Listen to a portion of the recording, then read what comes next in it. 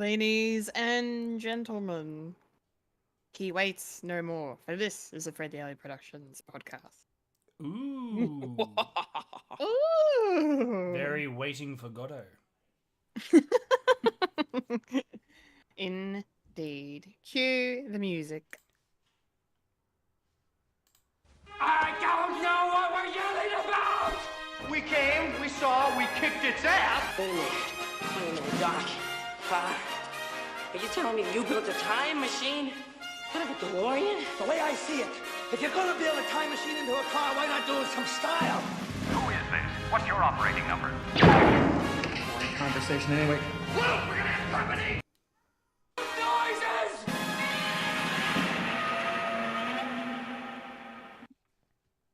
Hello.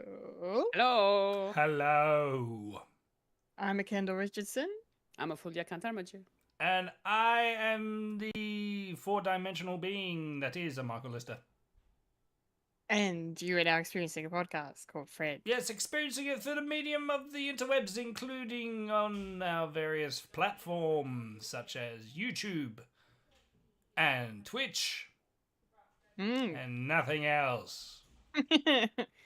Nothing else. That is it. That's the only way you can experience the podcast. Totally. Live and pre-recorded. Yes. We're doing it live as we do. Cool. Well, we're all here this week. Yay! We're all here. In the same state.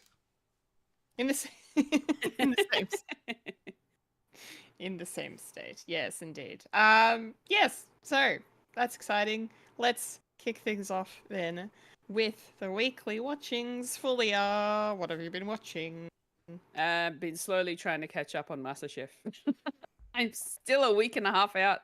I can't seem to keep up. I've been so busy. Aww. It's been annoying. No.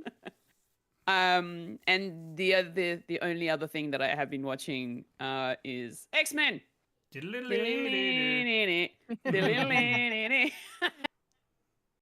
I am 3 episodes out from finishing season 2. Woo. I have been watching one episode a day while I'm at work during my lunch break. It's like the 90s all over again. Yeah. I've been trying to watch in whatever downtime I have at home. A couple episodes here and there. There's been so many things happening, and I finally found out about Rogue's mum. Oh boy. Very different from the Fox Universe version, isn't it?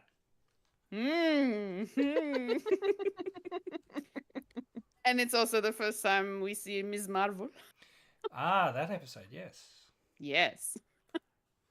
So I didn't realize that Carol Danvers was known as Ms. Marvel originally, before Correct. she became Captain Marvel. Yeah. It's interesting because my brain thought, wait, but no, that's not Miss Marvel, because Miss Marvel that I know is a young kid. Miss Marvel. Ms. Marvel. Ms. Marvel.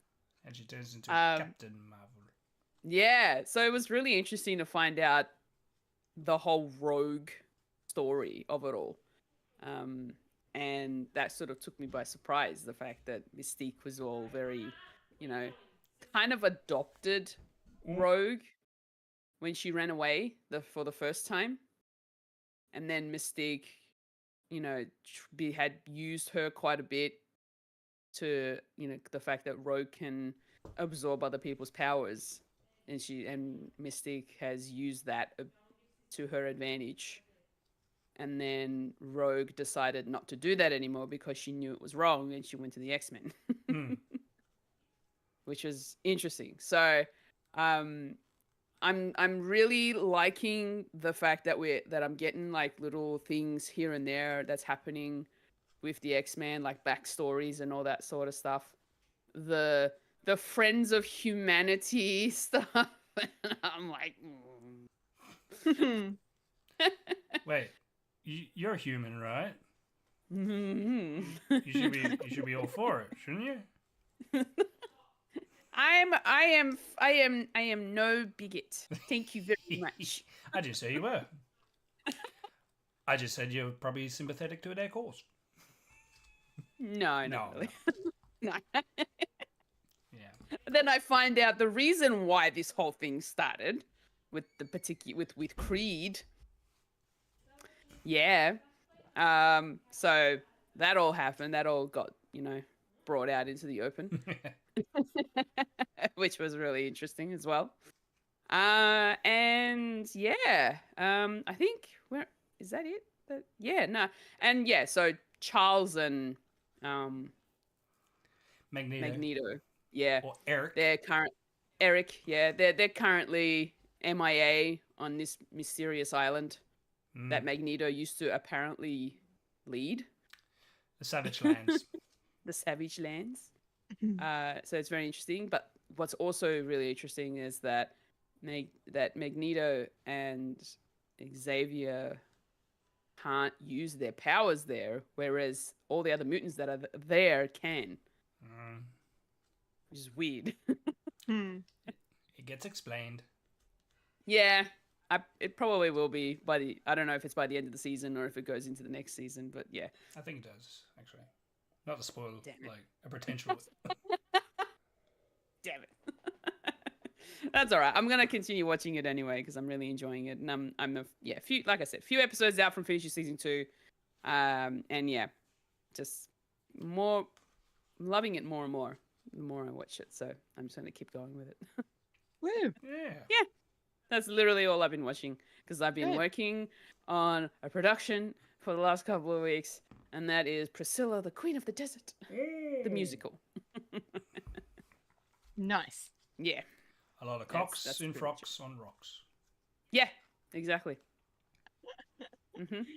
Lots of dancing, lots of singing, and lots of bus turning. Yeah, on stage at least. Yeah, I still need to watch the movie. I think I really now that I know what it's about, I can go and watch the movie. I don't know why, like, I haven't really gone around to watching it.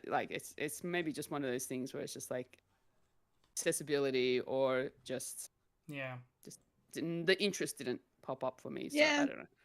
Yeah. Yeah, I get you. Bit too gay. That's not the reason. No. No.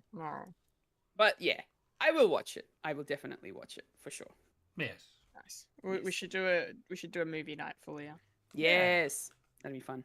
Yeah, that would be fun. That would be fun. Great. Well, thank you so much for sharing. That's awesome. You're welcome. Thank you.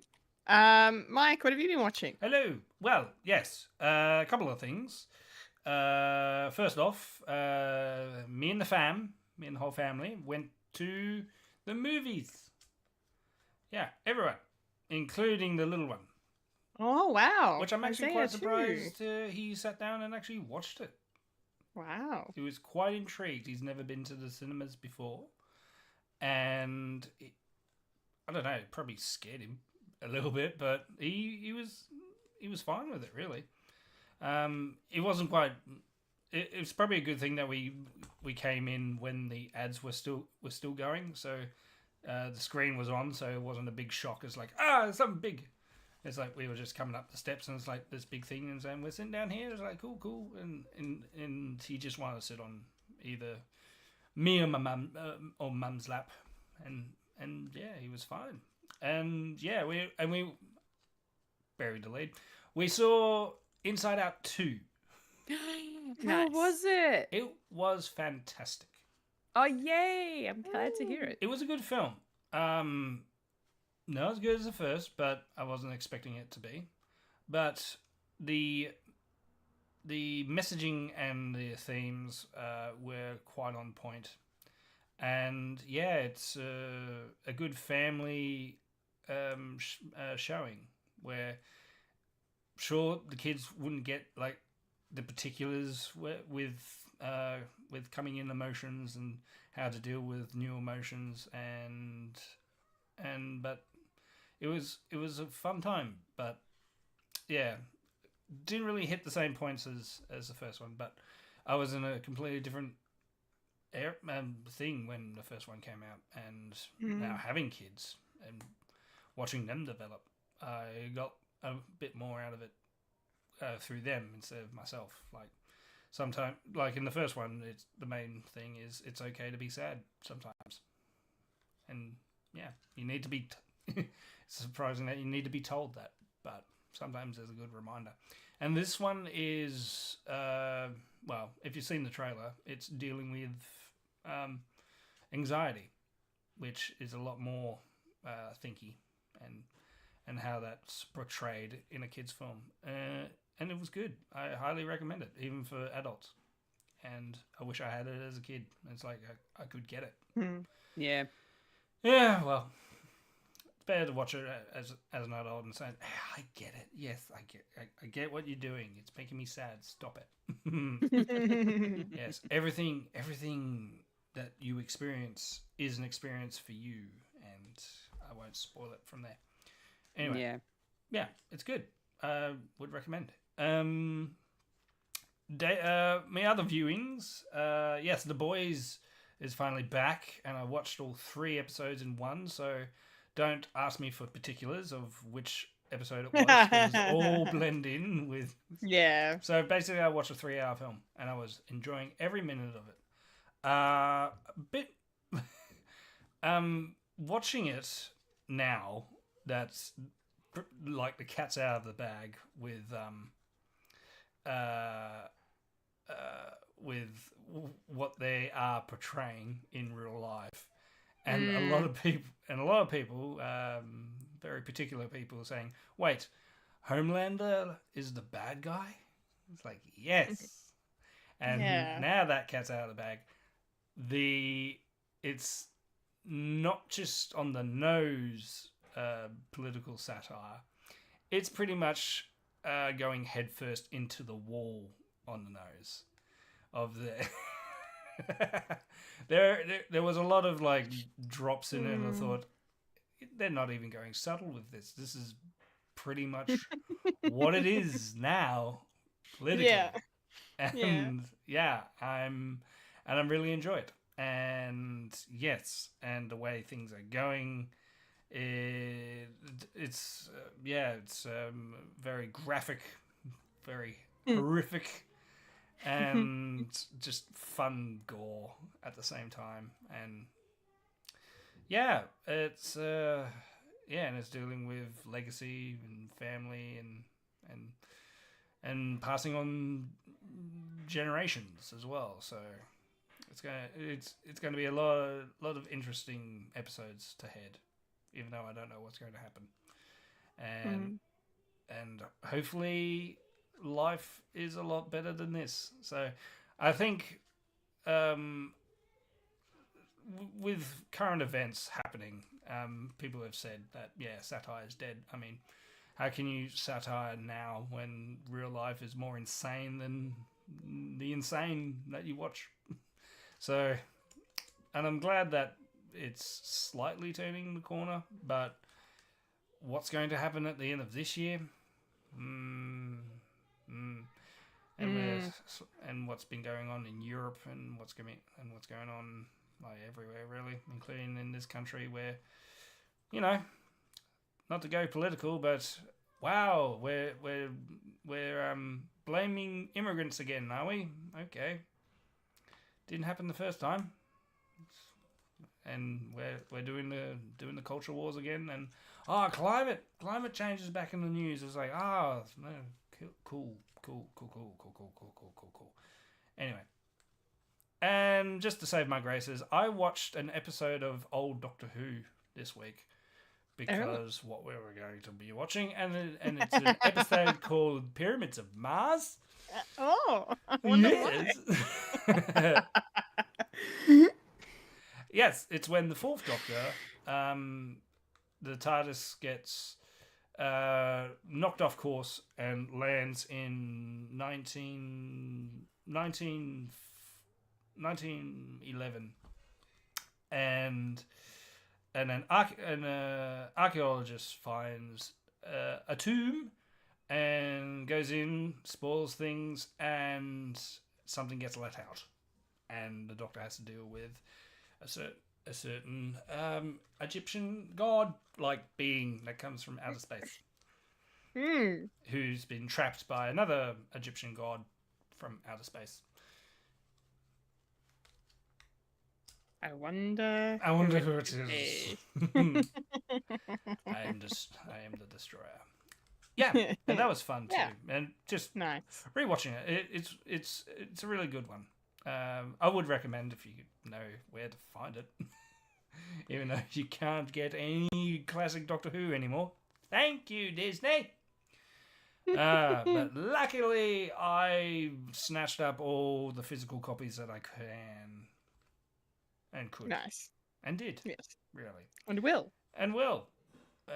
Yes. And it's not on that, and not to spruik you guys' work, but it's not in that box set that's coming out in June. Oh, it's not? No. Ah. It's not on that. It's not on any box set yet. But Oh, they haven't done it yet. fingers crossed soon, because yeah.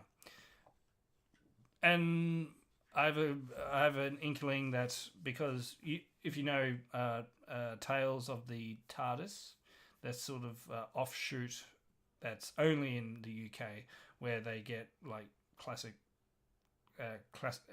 Doctors and classic companions sort of bookending like old episodes, and they talk about it as a celebration. There's going to be one before the end of this season, next week, and a lot of people are speculating it's this one, just to explain a certain someone. That makes a lot of sense. Yeah.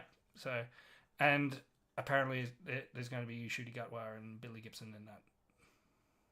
Nice. Yeah, just to explain to the audiences, the new audiences, and a refresher for classic Whovians. So that's going to be fun. Yeah, so that's basically what I've been watching. A new show, a movie, and an old show, all wrapped up in this week.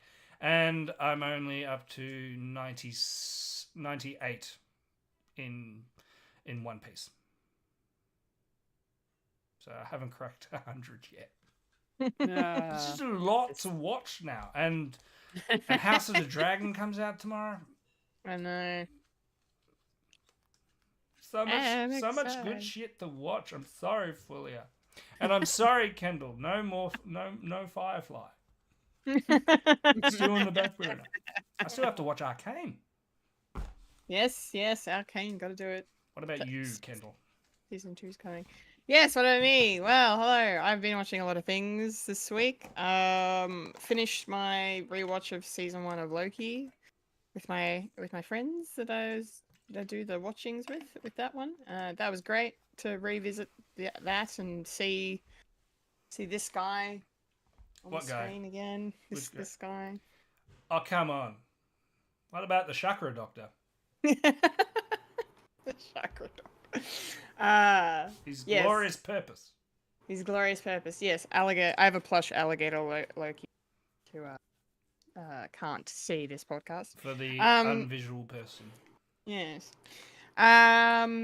Yes, but I know that was good. So now at some point we'll reconvene and do season 2. We've still got a little bit of time before Deadpool 3, Deadpool and Wolverine drops. So it's exciting. But yeah, it was really great rewatching that and just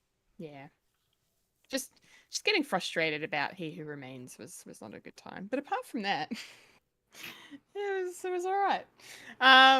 Yeah, I loved it. Anyway, so Loki's great. What else have I been watching? I have been continuing my watch of only podcasts in the iTunes.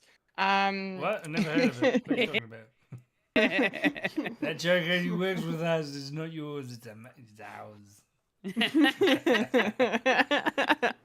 I mean, I can stop watching if you want. No. Please don't. Um, Keep going. keep going. You can do it. Yeah, I'm halfway through season 2. So, learning more about who might have killed Bunny. And I love when shows make you have sympathy for villains, but because not that she's a villain, but no one really liked Bunny. But just that episode, that's her last day and everything she did, and that that moment where she gave that massive tip to that waiter, I was like, oh my god, that's and she's like, no one else needs this money, you take it. And I was just, oh, Bunny, oh. I don't know. And then I just kind of felt bad for her, with the whole, handing over the Arconia and then wanting to come in for a drink, and then she's just out in the corridor crying, and I'm just like, oh, no, why do I care about this woman? I literally didn't care about it anyway. Yeah. So that was cool. Yeah. No, it's good. Except I'm starting to get a bit worried about Charles is getting close to Jan again. What are you? I mean, I fully support it as someone who loves bad guys. By nature. I fully support this, but I can see no way this ending well. Yeah, so yeah, I don't know. And then I really liked meeting Lucy finally. She was cool to kind of come in and to see that kind of father-daughter sort of moment between them. And that episode was really sweet. So yeah. So yeah, I'm still enjoying it. Getting through it. I'm wondering who the hell the killer is going to be, if it's someone they already know or if it's, I don't know. I've already forgotten, so you can't get it out of me. Yeah, same actually. I was trying to do a bit, but I can't remember who it was. Yeah. Okay, we can relive it through me as I finish, because no doubt I will. Hopefully, I'll have time this week to finish it up. It was Amy the Schumer. second season. It was Amy Schumer. Yeah. Oh my god. Amy Schumer's great. Just sure. I mean, okay. In this show, she's great. I think her scenes that she's had have been good when she was pretending to be Jan, because she wants to play her in this live action series a bit based on it. Anyway, I find her very funny. Anyway, so that's good. I too have also seen The Boys first 3 episodes. I literally watching the first 5, maybe 10 minutes. I love this show. I'm so thankful for this show, that this show exists. This is great. Yeah, it's just fucking awesome. And Fulya, I know we always kind of give you a little bit of shit about The Boys because it has supernatural connections and whether or not you should watch it or not. Big supernatural connections.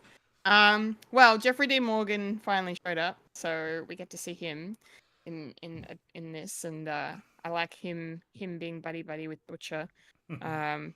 Is kind of fun. But a certain actor appeared in one of the episodes. Played by the actor played by the actor is Rob Benedict. Rob Benedict. Benedict made an appearance in The Boys. Yep. And at first I didn't recognize him because they shaved his head and beard. He was hairless. Ooh. And I was just like, that is the opposite of him. The only reason I recognize him was oh, it's Chuck.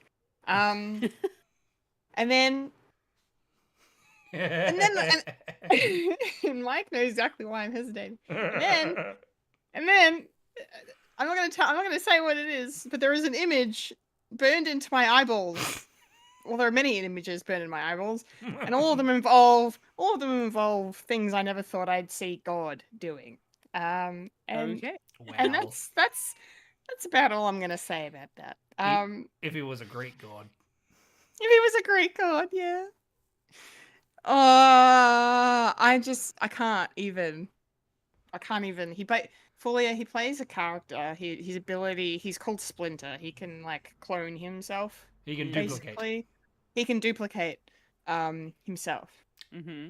And then we catch him doing some very Don't kink shame. No, I wasn't going to.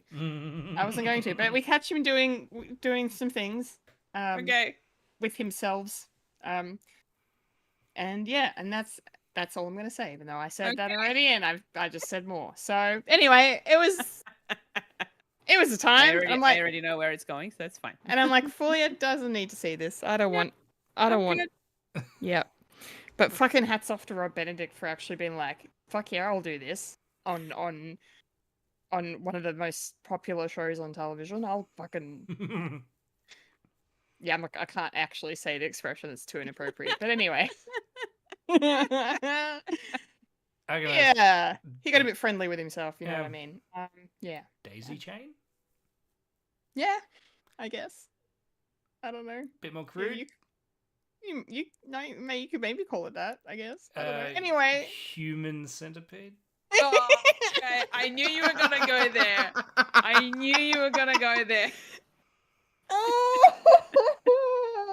That many? Oh yeah. Wow. Yeah, I don't need to see that. It's fine. No, you don't. Use don't. your I don't know. imagination. I don't know if I'll ever boy. recover. But anyway, yeah, boys is right. The boys. It's great. I just want one more thing before I move on from it. I want to just say that I do a character called Sage, who is the smartest person in the world. That's her power. I fucking love her. I think she's such a good addition. She's such a curveball. She's playing her. I feel like she's going to be playing her own game throughout the entire thing, and who knows which side she's going to end up on is all the way I'm kind of feeling about her. I'm curious about that last shot of her bow. Oh god, remind me? Well, start making out with the deep. Oh, was that the last time we saw her? Yes, her in the deep, yes. Yeah, and they pan to a surgical implement on the coffee table.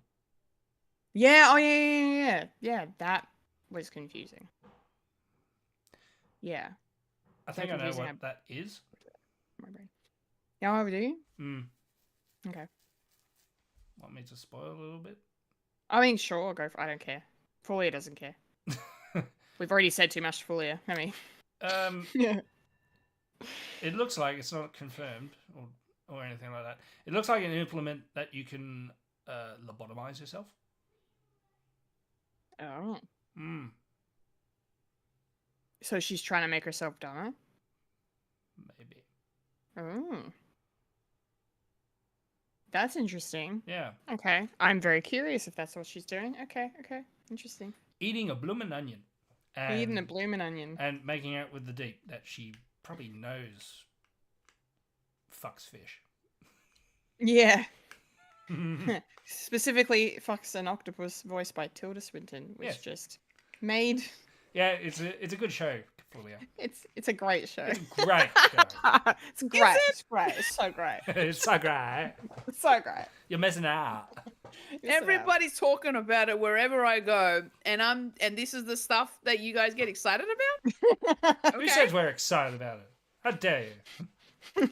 I mean, you enjoy it, so it's like... It's entertainment. Weird. Don't yuck But my okay. yum. You do you, buddy. It's no Studio Ghibli. Anyway, I have one more thing to mention before we move on to weekly watchings. Because it finally happened. I finally went and caught up with my friend, one of my friends, and we did the Madame Morbing time. Oh boy. Morbius and Madame Web back to back. because I hate myself You- apparently. I was gonna Um, say, did you decided to have your own little craptacular special? Yeah, needless to say, I'm gonna be proposing Madam Web for the Craptacular list. Shock. But because like Morbius, I definitely did not like. Not to say that I enjoyed it on the, definitely liked it less on the second viewing. It is a very meh movie. It's not a bad movie by any means. Like even my mate, it was his first time seeing it, and he was like, "This is not as bad as everyone says it is. It's not good, It's not good. but it's not. It's boring. But It's boring is a good word. Like it's just yeah. It kind of and then the ending is like super and it's just it doesn't. Yeah, it's not great. But anyway, Madam Web on the other hand is we go. actual trash. Oh, Is actual and one of the worst movies I probably have seen.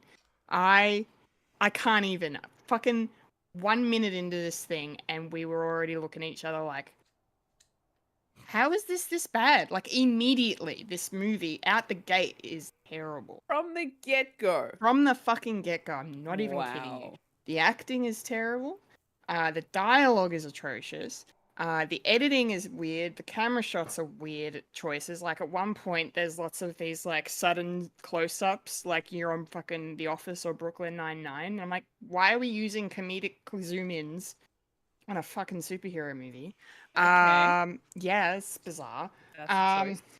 There's one character in particular, and actually two, both have really bad ADR. I really hate the fact that both of them are the like fucking, South American characters. Why are we doing that? Why are we ADR? They've clearly fucking changed much of the story or the in this movie as they were editing it because the words do not match up with these dudes' mouths, and it's just sure. I guess we're just gonna put that out into the world. It's fine. Checking yeah. these things. I just in the movie, you know how like Sony Marvel movie, they've got Spider-Man around. Well, guess what? They found a way. Spider-Man in the movie. Michael, have you seen this yet? I know of it. So Uncle Ben is in this. Yeah. Uncle Ben is played by Adam Scott, who, might I add, is doing the best job in this movie He that can. it can be allowed. Like he's charming every fucking second he's on screen. But basically, by the end of this movie, you have a baby Peter Parker. There is a baby Peter Parker on screen. We have baby Spider-Man. Okay. Anyway, spoilers. I don't care. It's a bad movie. Don't watch it.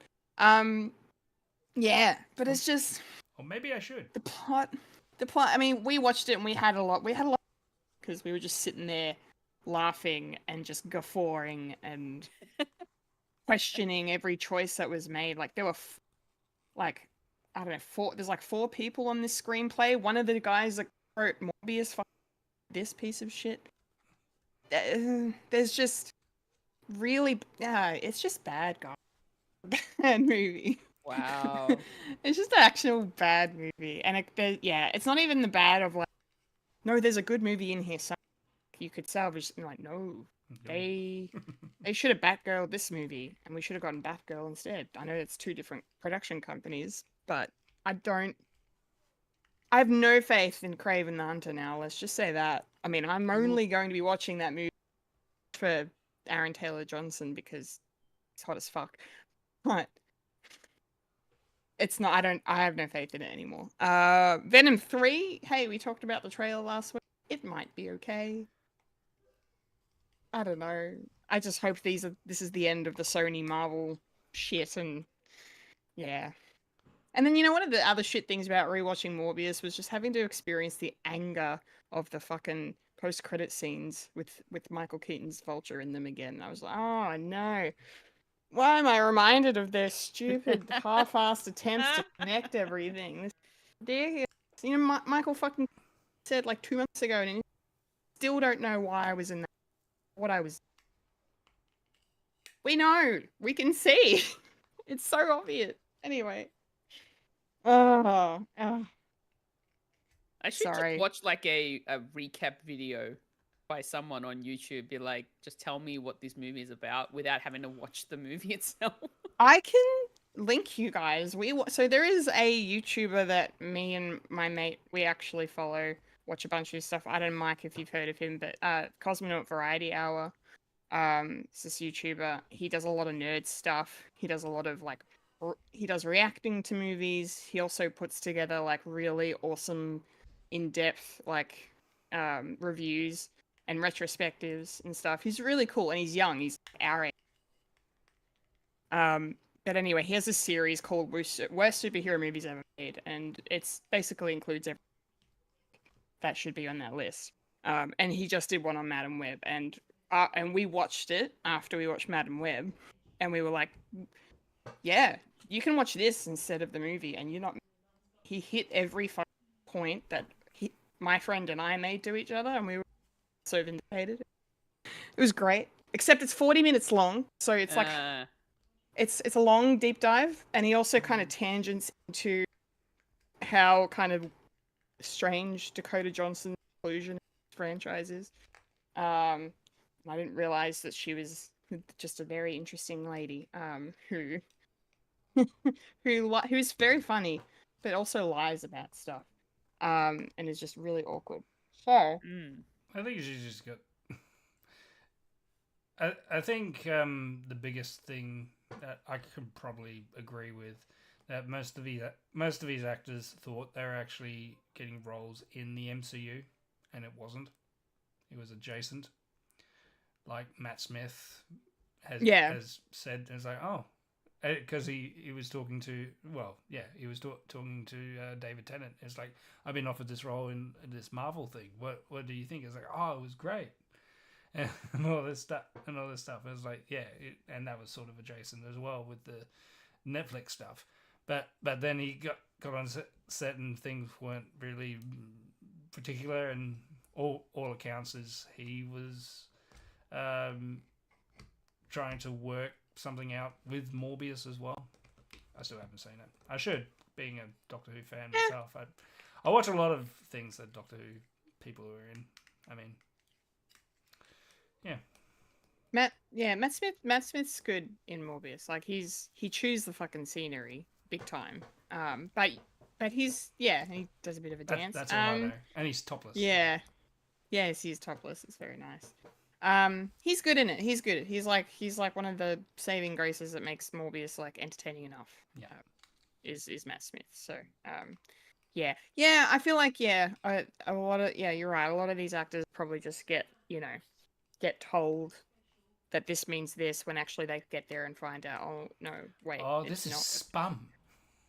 It's not. It's not the what MCU. I thought this was. It's spam. It's the spam. But anyway, so if you want to watch it, then go watch Madam Web. That's I couldn't believe it. I could not believe it. I was gonna go to the movies and watch it. I'm so glad that I didn't, because damn, it's like The Room of superhero movies. Like that's the badness. Yikes! Yeah, I'm not even kidding. Really that bad? Yeah. Holy moly! It's really that bad. Should be Anyway, midnight screenings. I know. Each year. Never just like fucking. I don't know. What would you do? Throw bread rolls. Yeah, sure. Let's make it a thing. Throw bread rolls. Bread rolls. It's fine. Oh, It's fine. what was the thing? Yeah, I can't remember. Never mind. throw pictures that kids drew, scrunch it up and throw it at the screen. I think that was the thing. He's like, I would say thank you. He's like, get away from me, kid. And then, It's so weird. She's a paramedic, and she they're hates literally. people. She does not like people. They like establish her character as someone who is like awkward around people, and this little kid is like trying to thank her for like saving their mum or sister or whatever it is, family member, by giving her this like really sweet drawing. And at first the fucking nurse comes up and said they're going to be okay, and then she looks at him like, what? Who are you talking about? As if guy's life. And then the kid tries to give her the painting, and then Uncle Ben has to be like, just take it. Just take it and walk away.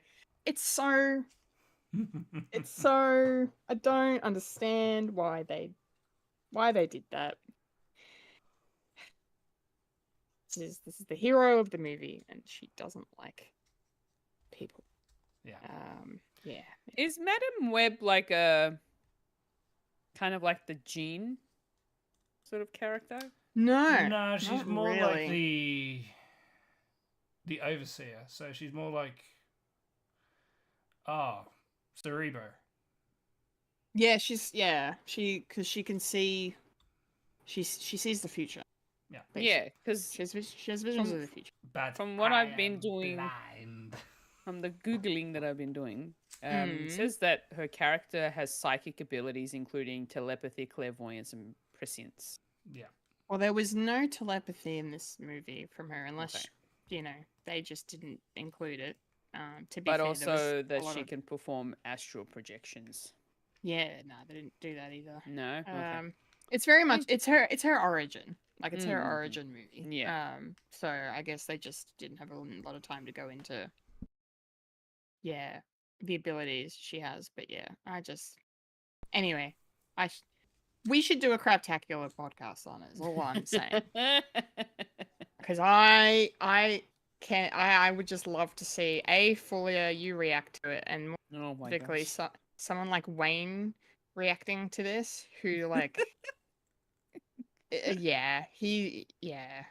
I love Wayne's reviews. They're great. I love when Wayne goes off in like a sassy way. Yes. It's the actual best thing ever. It's so good. So It is the best thing ever. Yeah. I'll sit through Madam Web again to have that. So we all come to an agreement that female superhero movies suck. Hold on now. whoa, Whoa. No. Just that one. Just that You one. you shush. There's white gender male. I said it in the wrong order. Hey, It's fine. Hey, I got the point resemble across, that it's fine. remark. Exactly. All right. Can Let's you name a good one? I can't. let's move on, shall we? And take a look at the week that was in the nerdy news. Yes.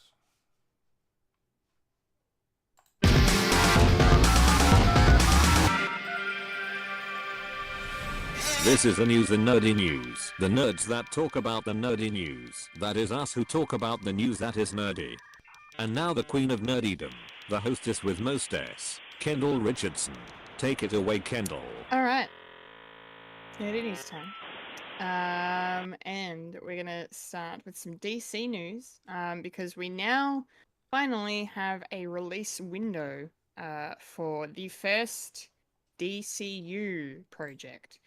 This is Creature Commandos. This is the animated series. It's going to be on Max in the States, which probably means binge here in Australia. It's coming out in December. So it'll be out before the year done. A full 7-8 months before Superman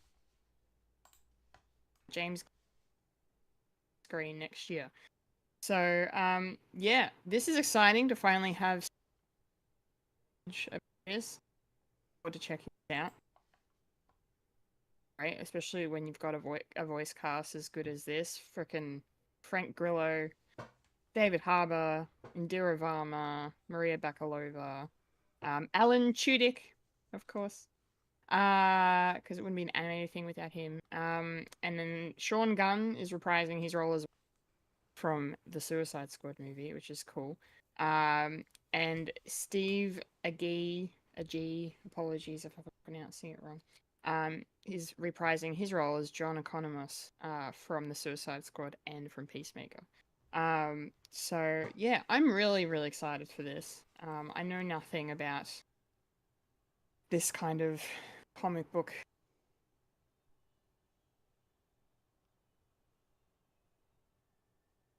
Always playing Rick Flag Sr., so we're gonna get to see Rick Flag's dad in this. So that's all.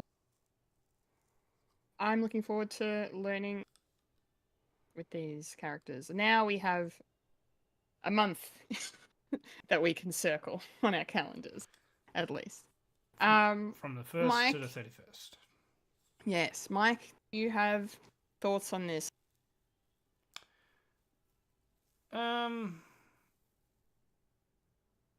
Yeah. It was announced a couple of months ago. So yeah, apparently it's in the can and almost ready. So that was pretty quick. So yeah, and Alan Tudyk was on, because James Gunn is mostly on Threads now. So I'm on the Threads thing, and Alan Tudyk says I can confirm I'm going to be on this, and James Gunn said correct. So maybe Alan's going to do his British person voice again. Yay. I am a British person now. He's playing a character called Dr. Phosphorus. I'm sure he's going to sound like Weaseltown. It's Wesselton. It's Wesselton. I do joke, but you know, he's good in the Harley Quinn show. He plays the Joker, and he plays three. He plays the Joker, Clayface, and Bane. But of course, Bane he's doing Tom Hardy Bane, and his British person voice is Clayface. So there you go. He's got to have that voice. Gotta have that voice. Yes. I wonder if he'll do ADR for the chicken in the Moana live action. I'm pretty sure he's still in it. Yeah, probably not as himself, because you know he'll be the only white person there. He's known as Hey Hey. Yeah. Chicken, who actually goes on the trip again. Yes. So you're going to hear it again. I'm going to hear it again. Exactly. a British person voice. Yeah. Love. I'm never going to see Firefly. I don't care if he gets killed. Anyway. Ouch. Ouchies. I'm sure he All said ouch. right. Like a tissue in the wind. Oh. How dare you butcher that line, sir? An iconic line that breaks the hearts of everyone. That's why I said that. Tissue. Yeah, thank you. Fun. I'm very sassy. Anyway, I love it. I love it. Let's keep the sass going as we vent our feelings on the next topic in the news. Speaking of The Boys, keeping it in the comic book world with this one, The Boys is going to be ending with season 5. Yeah. Yes. In true Eric Kripke fashion, 5 seasons. That's what we're gonna get. That's what they planned for. It was 5 seasons, just like with the original Supernatural run. It was only supposed to be 5 seasons.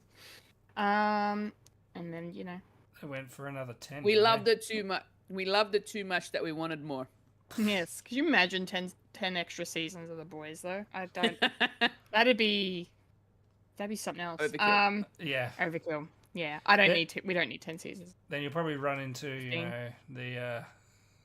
you probably run into the Game of Thrones sort of era for The Boys, where you've run out of material to adapt, and then you just go, oh, what do we do now? I don't know. Let's finish up so we can get this Star Wars thing happening, which doesn't really happen because everyone went, wait. You guys suck without any material happening. Downfall. Yeah. Anyway, yes. So hopefully that won't happen. But yeah, it's Eric Kripke announced, with the beginning of the 4th season, he felt it was a good time to let everyone know that the show's going to be ending. So yeah, I'm sad, but I'm okay with this because I didn't, as we just kind of discussed, I suppose I didn't really expect or need this to go on for too long. It would have been really intense if it had gone on for a number of seasons. So I think 5 is probably a good number, a good way for it to end. I don't think there's a hell of telling for these characters left to do by that point anyway. I feel like that's how things are getting. So yeah, I'm okay with it. 5 seasons. The fact that they're gonna go out and they're, showrunner's dream, right? You get to sit down, you get to tell your story the way you want to do it, over the amount of time that you want, and get to, ride off into the sunset. So, it's good. I think it's good. Mike, how are you feeling about it? Yeah. When you pretty much summed it up quite beautifully. Where if you've done, stop. Oh, stop! Hey, stop! Stop. When you're planning ahead and it's like, okay, if we get here, then we can finish up here. Which, don't overstay your welcome. Don't be like Supernatural, which I haven't seen any Seric of it, except for the Scooby-Doo one, because I just want to watch Scooby-Doo. Right. And that's it. And is there a musical version? Is there a musical episode Of Supernatural? There's a musical in Supernatural high school that puts on a musical adaptation of the stories that's about them. That's I think I'm getting that right. Am I not? Probably. Or she's zoned the fuck out because she's not responding. I'm saying. Hello. Yeah, we're talking about Supernatural. Yeah, I was. Mike was asking if there was ever a musical episode, and I said, well, there's a high school that puts on Yes, there a is. musical version of the Yes. books that Chuck writes about. Yes. them. Yes. Mhm. And then I went to you for clarification, and Sorry, I did zone out. I'm sorry. it's okay. It's all You were right. talking about the boys, and that was it. I was gone. Well, we went on a crypty right. We went another cryptic Tangent. tangent. Yeah. On that fabulous TV show that I haven't watched. Yes, Apparently it's good. it is. It is.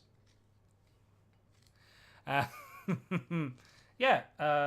You basically said what if you got enough story to tell your story, and it just seems like they were probably just waiting until they get the go ahead. It's like, okay, you're going to do another 5, and then it says, okay, we're going to leave it at that and go out on a high. I reckon.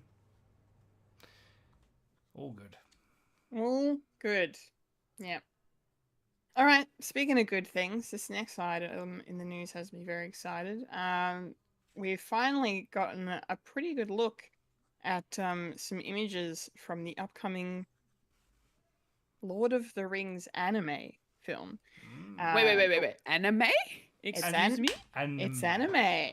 Anime. It's actually Proper my anime. Proper Yeah. QI anime. yes. Kawaii yes. anime.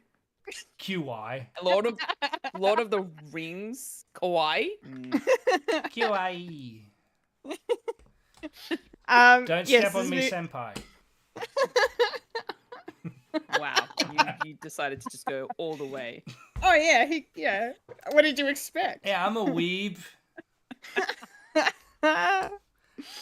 Anyway, this is great. So yeah, Lord of the Rings, The War of the Rohirrim. Yeah, this is a movie that should have already come out, but was delayed for reasons probably due to, animation takes time and certain writing and acting strikes happened as well. So but yeah, this is great to finally see some images of our character And so it's set 200 years before the events of the trilogy. And it's centered kind of the and that one of the earlier kings of Japan, his name is, and we get a look at his his rule while he's there, and then bad things happen. There's a villain called Wolf, ULF. I am not familiar with him, although I'm not too familiar with Helm Hammerhand, to be honest. But I think these characters are kind of mentioned in some of the appendices or something. I think that's where they get their rights from for this. But yeah, I think the characters look really cool. Hera is Helm's daughter, and I think she's sort of kind of giving Eowyn.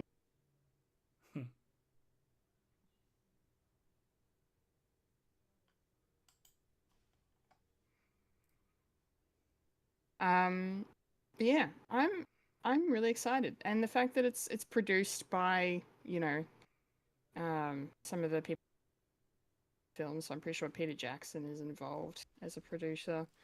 Philippa Boyens is one of the writers of the script, and then it was directed by his name Kenji Kami. So yeah, but yeah, I don't know. It looks really cool. I can't wait to sit in the cinemas and watch a Lord of the Rings movie. That's gonna be cool, especially something we haven't seen before. So yeah, Fulya as the. How do you feel about this? What do you make of?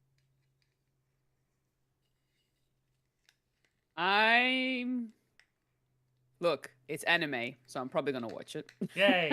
Yes. Woohoo! This is your gateway. This is your gateway drug. This is your gateway back into Middle Earth. So I'll get you. Yeah, no, I don't know.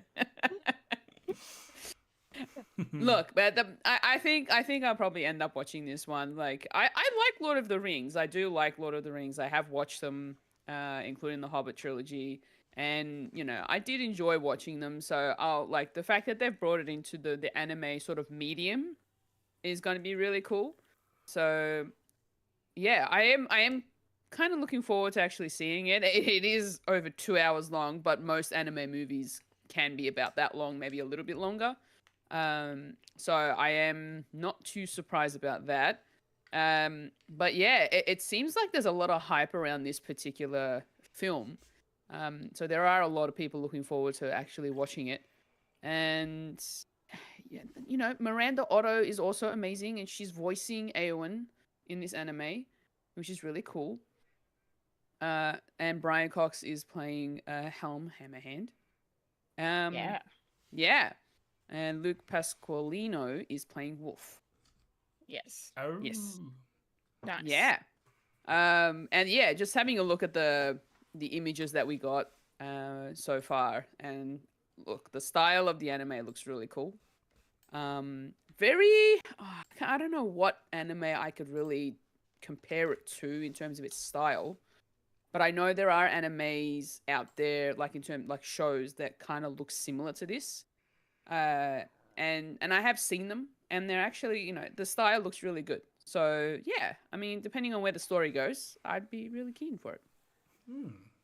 Nice. Yeah. Nice. Very good. Glad to hear it, Fulya. That's awesome. All right, Mike, what do you make of this? Yeah, just to piggyback on the art style, this is the sort of thing that I wanted Legend of Zelda to be, and not live action.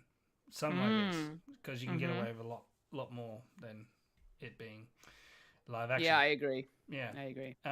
Yeah, I'm all for this. Love to see something take place in Middle Earth that I haven't seen. So it's new but familiar at the same time, which, you know, that's what IP's for, really. And yeah, I'm all for this, and I'm glad they took their time to actually do it right, because nothing smells like desperation of just doing something quick and stupid, and it looks like it's done right. So can't wait to see this.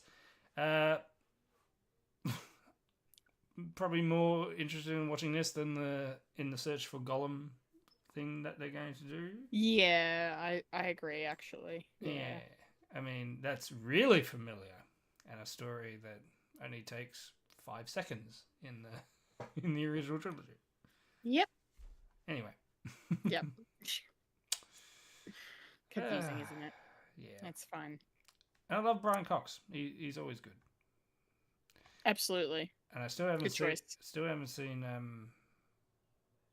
what's that show that you saw? Succession? I was going to say Spectrum, but that's Apple show, isn't it? Unless It's you're a talking James about Bond movie. Scepter. Unless you're talking about talking about Severance, maybe. I Severance, don't know. Yeah. Another good show. Another good show, which I've been meaning to watch, but you know, Apple Plus, I don't have because I'm allergic to it. Apple products. I'm more of an Android boy. I'm an Astro boy. There you go. There's a tie-in for anime. Love it. Astro boy. Yeah. So when's this coming out? Well, 13th of December. There we go. Yes. War of the Rohirrim will be out on the 13th of December. Yes. All right. One more thing to talk. Sub or dub? You ask well, this every time. Well, I need to do my due diligence because I'm a big anime fan. I know for some reason. I mean, I don't know. I'm conflicted on this one. Usually, I'm like I like the sub, so I can hear the original voices. But I don't know if this movie is one that's just being made. Like it's being made to be English, or if there's going to be a Japanese version. I don't know. So I can't make. Yeah. Probably. They probably will be various languages translated. But I have a feeling, being that it is Lord of the Rings, and if Peter Jackson's on this as well, like part of the producing team, there's a possibility that it may actually be made for English, in English, and then translated to like Japanese after the fact, or maybe at the same time. Especially because the writers of the movie are native English speakers. Yeah. So I'm gonna definitely say this is gonna be done in English first. Yeah. Either way, they'll probably do the lip flaps as man. Just so they can cover their bases instead of articulating. Yeah. Yes. The way it works. Yeah. The way it works. All right, we got one more thing to talk about before. Speaking of images being shown, Rian Johnson, the wonderful, talented director, and we've been talking about this movie a lot lately. Wake Up, Dead Man. He showed us our first look at Benoit Blanc this week. Because they've just started filming. Matt LeBlanc. Benoit Blanc. Our first look at him. He looks completely different. And I'm just here for men with. Yes, I'll take this slightly more robust, I guess is the word, Benoit Blanc, with the longer hair. He's got a bit of a beard going on, and he's wearing a nice 3-piece suit in this black and white photo. He's holding a fedora, and I know some people don't like fedoras, but as a Michael Jackson fan, I love fedoras. Milady. So he's looking real classy, and really different. So I'm intrigued. I'm very intrigued as to why he's he's let his hair down a bit, you know? What's going on here? It's very compelling, one might say. Fulya, as the biggest fan of this franchise I know, how do you To be honest, like it doesn't look terrible. I don't mind it. Maybe it's just like a more older version of the character is what they're going for. Maybe time has passed and so they're trying to show that he's aged a bit. So that's probably why they've got him with a bit of a sort of longer white hair and looking a bit more of his Western self. But yeah, no, like honestly, I honestly don't mind it. As long as we get the same accent, we get the same mannerisms, the same Benoit Blanc that we know from the films, then I am okay with this. This is totally fine. If it's a character choice, then that's totally fine. I don't mind. Nice. Yeah. Nice. Mike, what do you make of this? Have any opinions, any backstories, any theories?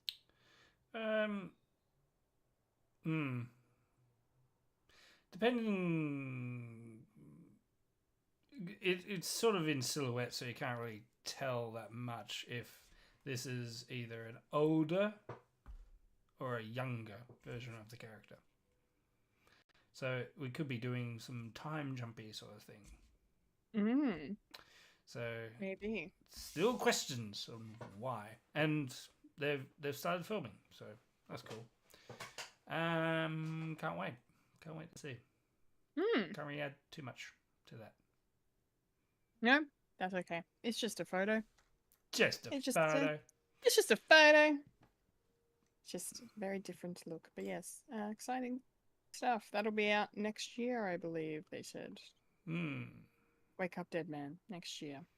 All right, that's the nerdy news done, which means it's time to roll on up to the trailer park. Time to roll and up. Rolling up to the trailer park where we all park all the trailers. Hee-ha. Yes, it's trailer park time, and kicking things off this week, we have our first look at the third Paddington movie, which is called Paddington in Peru. I still haven't seen the first two movies, so I can't really... I love the reaction. They're family movies. What do you want from me? You have a family. I have friends who I, watch Madam Web with together. Anyway, it's fine. No, I haven't seen them, so I can't really speak too much. But everyone goes on about Paddington 2 being like the best movies movie of all ever. time for some reason. So I'm like, okay, I'm sure I'll watch it one day. But this is the follow-up to that, and yeah, it's charming as hell, and I like that it's charming as hell because it's trying to pull the wool over my eyes. This is not going to be a good film.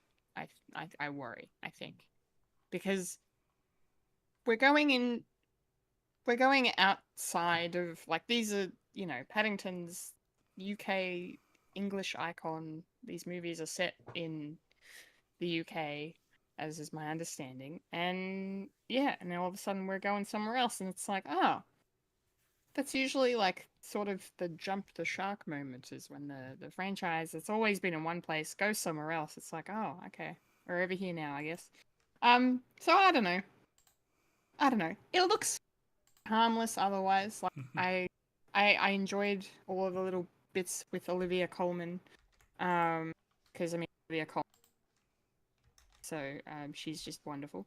And I like Hugh Bonneville in it.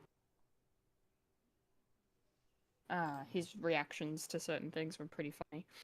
And I liked... I thought this trailer was edited... That thing... Trailer... Did it in a really good way that it actually brought that gag back around right at the end. And it was a lovely kind of bookend. Like, his face on the screen. Like, I thought that was... I got a genuine laugh from me. And I was like, yeah, this is nice. Okay, it's fine. It's not for me, but it's fine. I'm sure there are going to be a lot of people that will enjoy this. But yeah, I don't know. Maybe one day. Maybe one day. Paddington is very, very cute. So who knows? And I watched the animated show when I was a kid, so there's a slight bit of nostalgia there, but not a whole bunch. Anyway, that's about all I have. It was a good trailer, a well put together trailer. Fulya, what did you think? I saw you shaking your head at me. Did you like this trailer? Are you gonna watch this? This was a very, very cute trailer and just very, very wholesome. Paddington's always just a good time, you know. His little adventure with a live action teddy bear and in a blue raincoat and a bucket hat, and it's really cute. And I don't know what it is about Paddington. He's just so he's like a cozy character, and you just love him, you know. He's really sweet, and he's like a nice bear that just wants to do good and be with family and all that sort of stuff, and just help everyone as much as possible, and enjoy himself like a nice marmalade sandwich. That's his favorite thing, marmalade. He loves marmalade. Yeah, look, this trailer, the fact that they're going outside of the UK, they're heading to South America. Gonna be an interesting time. They're going into the Amazon jungle to find his family, his aunt, his Aunt Lucy, who is played by Imelda Staunton, by the way, which is really cool. Nice. Olivia Colman. She's not in a bear suit. Just the voice, yes. Olivia Colman playing the Reverend Mother of this nunnery. It was so funny. You know, just being her awesome, funny self, and I love it. And I can't wait to see more of it. It's going to be really good. One thing I wasn't expecting was Antonio Banderas popping up, doing his rope whipping of getting the boat tied down. I'm just like, oh, whoa, okay, hello. He's just good at everything, essentially. Yes. So that's kind of interesting too. I have a slight suspicion he might be the bad guy in this film somehow. I don't know. But yeah, look, you know what? I am all for this. I've seen the first two films. They're always good fun. And it's just another adventure with a cuddly teddy bear. What more do you want? He is the British icon. He is a British icon. And I love him. Paddington's awesome. Indeed. Yeah. Nice. Mike, what did you think of this? Yeah. I do like the other Paddington movies. They came out both of them. They came out before my children, so I was a late comer to them, of course. And yeah, they're just a bit of sweet fun. Nothing too wholesome, but it was just nice. And if you've seen Wonka, same guy, the same person who directed the first two, he's not coming back to do this one. So there is a slight different flavor to this, but not too dissimilar. Probably the biggest thing is the person who plays the mum, Mrs. Brown, has been recast because Sally Hawkins, who was the mum, has got some medical issues now. She's got lupus now, so she couldn't really come back to do it. And so yeah, that's a shame. And it just looks like a bit of fun. So fingers crossed it will be good too. Yeah, and the nail on the coffin, jumping the shark, going to a different country is like, well, he's going back to his original place because for a UK icon, he essentially is an immigrant. So because bears aren't really native to the UK, so No. yeah, so it's a humbling story as well. So if you just read behind it, it's like little bear that makes good, even though he's a very accident prone bear with a marmalade sandwich. Marmalade sandwich. With the voice of New Q from James Bond. So there you go. There's another Australian icon as well. British. Freudian slip. Anyway. Yeah, love it. When is this coming out? Well, Paddington in Peru will be out on New Year's Day, the 1st of January, 2025. Yay! Bring in the new year with a new movie. Yes. Yes. Okay.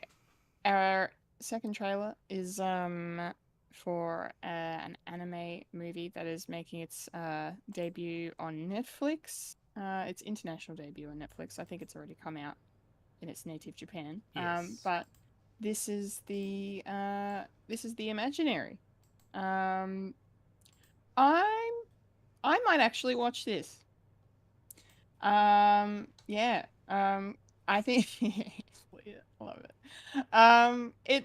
It looks good. I like the story. I like the concept of escapism, this whole imaginary world, and like using your imagination to conjure things, create things, and like the imaginary friends and interacting and all this stuff. Like it's just kind of, it's very, it's very wholesome and very inspiring, and yeah, and just kind of makes me go, oh, that's nice, filled with wonder about it. And then especially when, like, the villain of this piece looks like so, I was just like, oh, now I'm more interested. Villain. And it representing reality, and I kind of like this concept of realism versus fantasy, and what they might do with that through the lens of these characters in this world. So, yeah, and the animation looks really great. It looks really beautiful. As most anime movies do. It's just, yeah, gorgeously colorful and draws your eyes in, immediately. Lots of cool character designs and object designs and, world building stuff going on. It's just, yeah, it was ticking a lot of boxes for me. So I reckon good. My seal. Julia, what did you think of this? Oh, this is a very interesting concept for an anime film. It's also interesting the fact that they're bringing this out, and the Ryan Reynolds If film is something similar to this as well. Good point. Which is what sort of got me intrigued as well. So I'm like, oh, the imaginary. It's about imaginary friends. Oh, isn't that kind of similar to what If is about? And I think it's also got something to do with the fact that but I think where Ryan Reynolds' If is about the world of imaginary friends are in trouble, this one's a little bit different, but same at the same sort of same but different kind of a thing. But they do it a little bit in their own sort of way. Yeah. But I suppose you can get away with it more so in when it's animated in animated form. But yeah, no, it's an interesting concept, and I'm all for it. The one thing that I thought about when I was watching this trailer was I don't remember having an imaginary friend when I was a child. Me either. No. I don't think I ever had. I don't know. It's just it's something that's sort of played on my mind every time I see trailers for movies like this, where there's imaginary friends involved with kids. And I always look back on my own childhood and I think to myself, I don't think I ever had an imaginary friend. Which is, I don't know, it's probably one of those things, and especially considering that in this particular trailer, they mention the fact that kids who have imaginary friends have a great imagination, which then makes me think, well, then I mustn't have had a great imagination when I was a child. Nah. I think it's more to do with being a lonely child as well. Yeah. And being I in know, your own like, world. yeah, I can understand where imaginary friends stem from, for kids. So this will be, yeah. I feel like this is also got to be a little emotional too. So, yeah, gonna have a box of tissues next to me just in case. Yes, I think so. Very good. Thank you, Fulya. Mike, what are you? I watched the trailer and I thought it looked sweet and everything. I actually watched two trailers. I watched the English version, that's Netflix, and also the Japanese one. And apparently it's already been released back in December. So, the Japanese one was actually more emotional than the other one, and I've been having a look at the synopsis. This might be a bit of a tearjerker one at the same time. So it is dealing with like child's wonderment and learning about like imaginary and reality, and also it definitely feels like it's a coming of age story as well. So I haven't seen F, and I probably won't see it until later on down the track, if it's on streaming or anything like that. But and the only imaginary movie that I have sort of seen is Drop Dead Fred, but that's here nor there. It definitely looks interesting, and I probably will watch this. But sub or dub. We'll see what options Netflix presents. Yes, I might watch it with the English sub, but with the Japanese dub subtitles. I've been doing that with One Piece, so I'm sort of training my mind of listening and reading at the same time of something completely. You want to different. learn Japanese? No, I don't want to learn Japanese. I want to get. I want to get both stories and pick and choose what I like. Okay. I like this, but I like this. No, I don't like this. I like this. Yes, Usopp was my favorite until Chopper. Usopp. Usopp. What did I say? Yusuf. Yusuf. It's Usopp. Yusuf is something else, isn't it? Exactly. So the Imaginary comes out on Netflix on the 5th of July. Okay. Not too far away. No. No, it's only a couple of weeks away. Yeah. I think. Yeah. I don't know. Maybe Netflix saw imaginary movie coming out. What do we have? This. Hey, can we distribute this? Thanks. Thanks. There you go. Thank you. All right, we got one more trailer to talk about. Instigators. Yeah, Matt Damon, Casey Affleck, Blech. being crime bros, I suppose. Doing crime. Doing crime, being bros and doing crime. In Boston. In Boston. In Boston. Boston. Yeah. It looks fine. It looks fun. Like, you know, bit of a whimsical action movie, I suppose. It's got a very good cast. there's also was it Michael Stuhlbarg, Hong Chow, Alfred Molina at one point, Rain, which is pretty, yeah.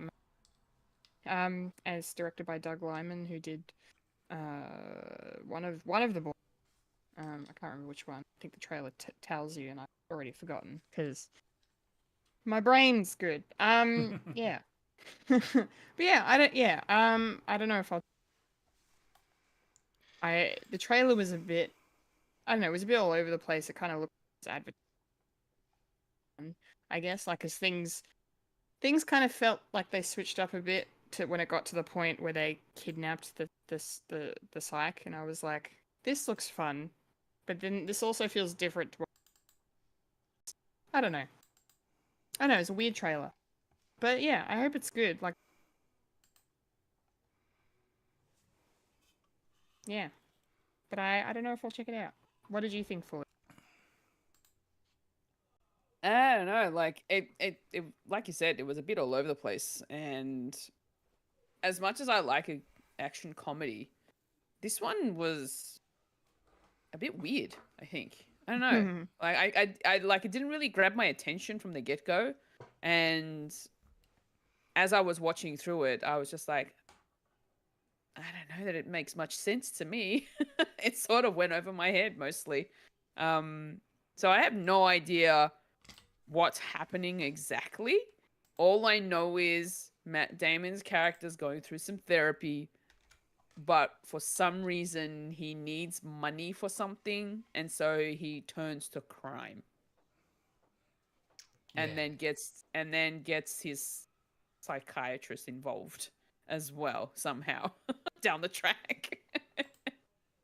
But he's doing it for a good reason. And he's pretending to be a criminal even though he's doing all this stuff. And yeah, I don't know that it didn't really jive with me, to be honest. So I'm just like, yeah, not to mention the fact I don't have Apple TV Plus anymore, so probably not going to be watching this anyway. Nope.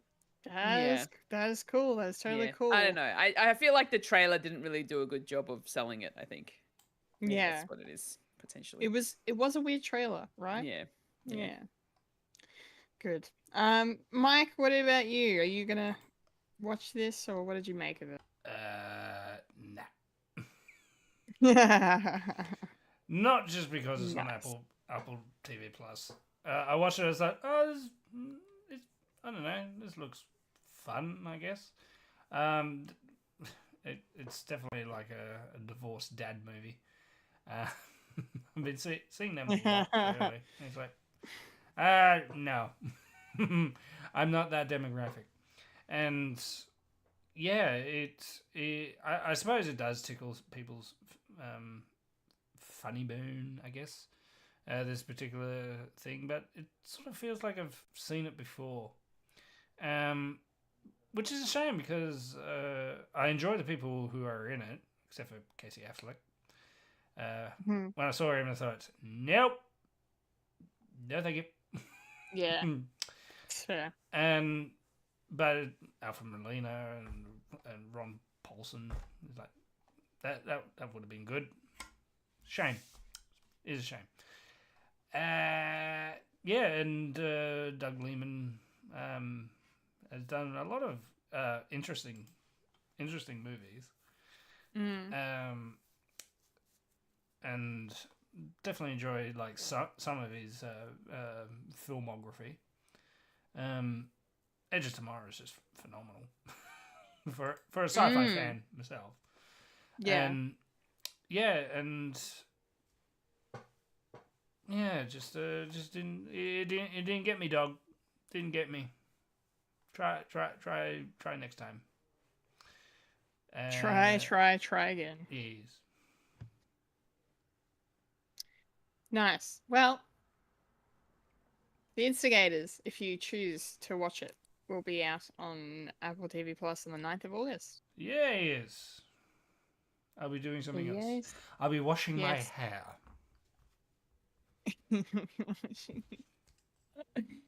Love it. Love it. All right, let's move on, shall we? Rolling on out of the trailer park and straight on into a Quickie Review.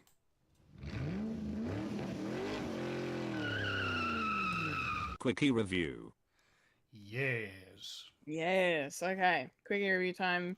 We're going to talk about episode 3 of The Acolyte, which was entitled Destiny.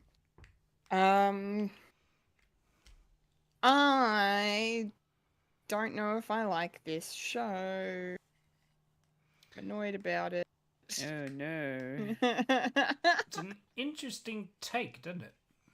Yeah, and I can appreciate that. Something very different with Star Wars, you know. I like, you know, that we're getting a bit more into, I don't know, maybe different sides of the Force, or like different, you know, how I suppose how like the real world has different interpretations on religion and all of that. So here in the Star Wars universe, I guess these people and their interpretation of the Force and what it means and what they do with it. So I can appreciate that and respect that. Wait, what? Are you Maybe- saying that Christianity and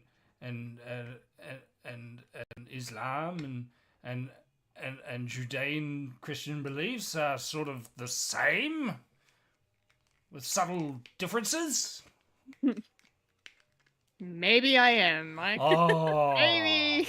I thought this wasn't going to be a political public, so I see how it is. All Now we've descended gone from from political Abraham. to religious now. But yes, there's that. The only, like, I can appreciate that, but like one of the only things that I'm just like, if you're gonna do that, maybe something other than witches. I don't know. I just felt very half-assed to just call them witches. I'm like, I mean, I don't know. Unless that's just they were like, hey, let's just put witches in Star Wars. Never mind. We just saw the fucking, you know, Morgan Elspeth and her fucking Sisters of Dathomir in the last live-action series, Ahsoka. You know, even though those characters have been around for a long time in the animated stuff, but like, yeah, I don't know. Interesting. But no, my biggest problems with this show is just like, I don't know, a lot of the dialogue isn't really that good. For some reason, it's not really there's not a lot of depth to it. I don't know. I can't pull out an example right now, which makes me look really fine. Oh, I'll wear that. But I didn't really get the whole, you know, like we're seeing the flashbacks of what happened on Brendok, what happened, things, shit, stuff. I don't think we learnt this episode. I guess society that how they were maybe created. That seems and then yeah, I mean, not entirely a surprise. Bit weird that they all just kind of died. We just, you know, one fire in a room and then, oh, I guess the whole building's gone. Sorry, everyone. And then they're all just dead on the ground. Okay, I guess smoke inhalation's a thing. I don't know. I don't know. It was all very weird in the way it kind of played out. And then the whole thing about the Jedi being like, we don't take kids, but then they're like, but you have to, we're here because you have to be tested or whatever because you're Force sensitive. And I was just like, that feels like two conflicting ideas for one. That was a bit odd. And yeah, and just the way that, I don't know, they both were just offended by each other. And again, it could come back to the base like opposing religious beliefs about the same fucking thing, sort of, you know, I guess. Yeah, that's fine. Yeah, what was the other point? Oh yeah, I made this point to my friend. Because he's mad at this show. Like, he doesn't like what they're doing with the Jedi law, all that stuff, which is fair enough. But I made a point of saying, like, you know, because there's this whole thing that was well established in the canon that Anakin was too old to be trained. And here we have 100 years before Anakin, these twins who are clearly older than Anakin was in episode 1, or maybe the same age. And the Jedi are wanting to train them, take them away, and that will just test them. Like, they actually want to do something about it.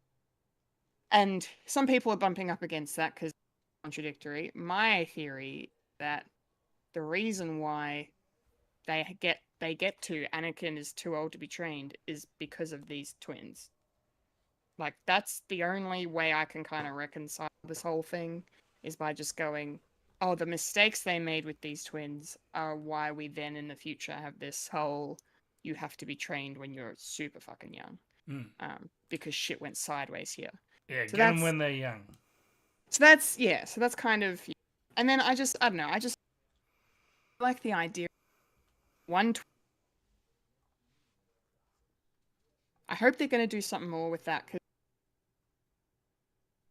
the fact that May's motivation, like, want to kill to the deaths of my whole family, yeah, I guess that's fine. And then, but like the fact that she lit the fire.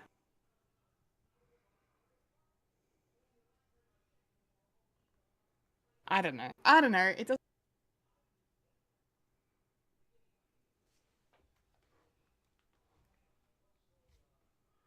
I don't know. Maybe I'm just being too. But it just. I mean, visually it's great. I like the costume. The witches, those cloaks that they had in the ceremony were really cool. Some people didn't like it, but I didn't mind the whole choreography, the chanting and the singing. Like, that was kind of cool, It's not terrible. And let them be gay if they want to be gay. Fucking who cares? People on the internet are just complaining about that. I'm like, can we just find something else to complain about? People are gay. Get over it. Like, fucking hell. Just because it's in a your Star coven Wars. of female witches. Like, what do you want? A sisterhood, if you will. A sisterhood. And yeah, but the last thing I'll say before I throw it to Fulya, is that I am a little intrigued by the main two mothers. One of them, the one who was like, I birthed them, I carried them, and then the main one who was like, but I created them. And then there was this whole very much implied, but what you did to create them was not good, sort of thing. So yeah, it was like illegal. Yeah, so that's got me intrigued, I will say. So hopefully they go more into that and whatever. But yeah, I don't know. The show is, it's hanging on by a thread with me for some reason. I don't. Disappointing. Speaking of threads, I can give you a quote that Mother Annie says about the thread of the Force. Please. All living things are connected by the same thread, a thread woven through all of existence. Some call it a force and claim to use it, but we know the thread is not a power you wield. Pull the thread, change everything. It ties you to your destiny, it binds you to others. It's cool. Yeah. Yeah, it's cool. It's like this, reframing of what the Force can be or could be. Yeah, and as I said, I can appreciate them doing something different. A certain point of view. From a certain point of view, like it's kind of interesting. So I'll be curious to see how they whoever this mystery, perhaps Sith control, teaching May the ways of what. Yeah. They need to get to the point fast, because they're losing me. I don't know. Anyway, that's my thoughts. Fulya, how did this to you? So, the fact that we've gone into a backstory 3 episodes in, Yeah. is interesting. I feel like this is something that should have been opened with maybe for the series. I mean, at least that's how I feel. This No, should have been the opener episode for the show, that's fair. rather than being like the third episode, which kind of feels a bit weird that we played through everything that's happening with May and Osha in the first two episodes. We find out they're twins, sisters, and alive. But then all of a sudden, we're like, all right, now that we've established this, let's go back to where it all began. Like, it just makes no sense. Yeah. The whole idea of, like, I would not have even guessed that their beginnings, their origins was through being created through a witch's coven. I had no idea that that's kind of where where they sort of started. So that's kind of intriguing as to how they were even brought to life. So that got me interested in the show a little bit more. But overall, I think the episode itself, I like it. I was sitting there watching it, but I wasn't watching it with any kind of like, I wasn't, no bated breath. I wasn't on the edge of my seat, or No. you know, I was just watching it for the sake of watching it now. And yeah, I don't know, like, I can't say that I enjoyed it, but I can't say that it was terrible either. Because, you know, I'm still going to end up continuing to watch the show, which is totally fine. Which maybe it'll get better as the episodes go on, but I feel like if the first few episodes haven't already hooked me in, it's going to be really hard to keep me hanging on. You know? Yeah, that's fair. Yeah. And it's slowly getting to a point where I'm like, okay, I have to watch the Acolyte. And, you know, it just feels like a it's not fun. It's not fun when it's work. Yeah. Yeah. As much as I love all of this, you know, Star Wars lore that we're getting, you know, the fact that it's 100 years before the you know, the whole, you know, Star Wars saga even began. I feel like this particular story just seems like it's getting to the point too slowly. Like, the title of the show is The Acolyte. We find out that May is training to become an acolyte. What is an acolyte? I need more information.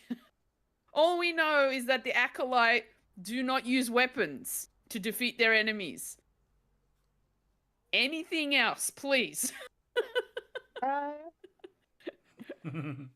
We need more information. I think that's kind of the reason why I am too also hanging on by a thread with this show.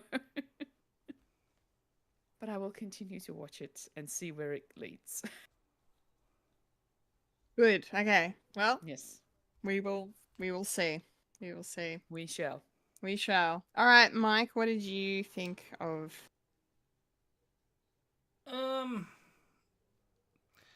Yeah, I'm probably in the same boat where it's becoming more of a thing that you need to do, but luckily it's on a Wednesday and there's nothing else on a Wednesday, I think.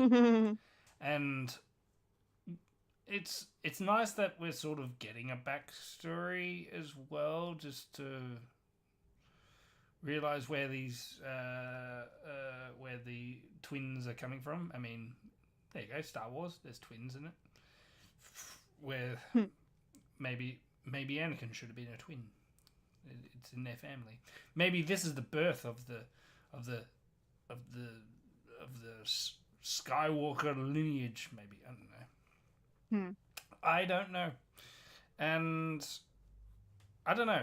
It's hard to really judge something that is a series because it's not all it's not out all at once, and you can't really judge it on merit. We're just getting little bits of lore, and it's also at a time where it's so far away from it that from the actual sagas that we've seen, that it's more to do with sort of the building blocks of what Star Wars is, and people aren't really seeing the connections yet.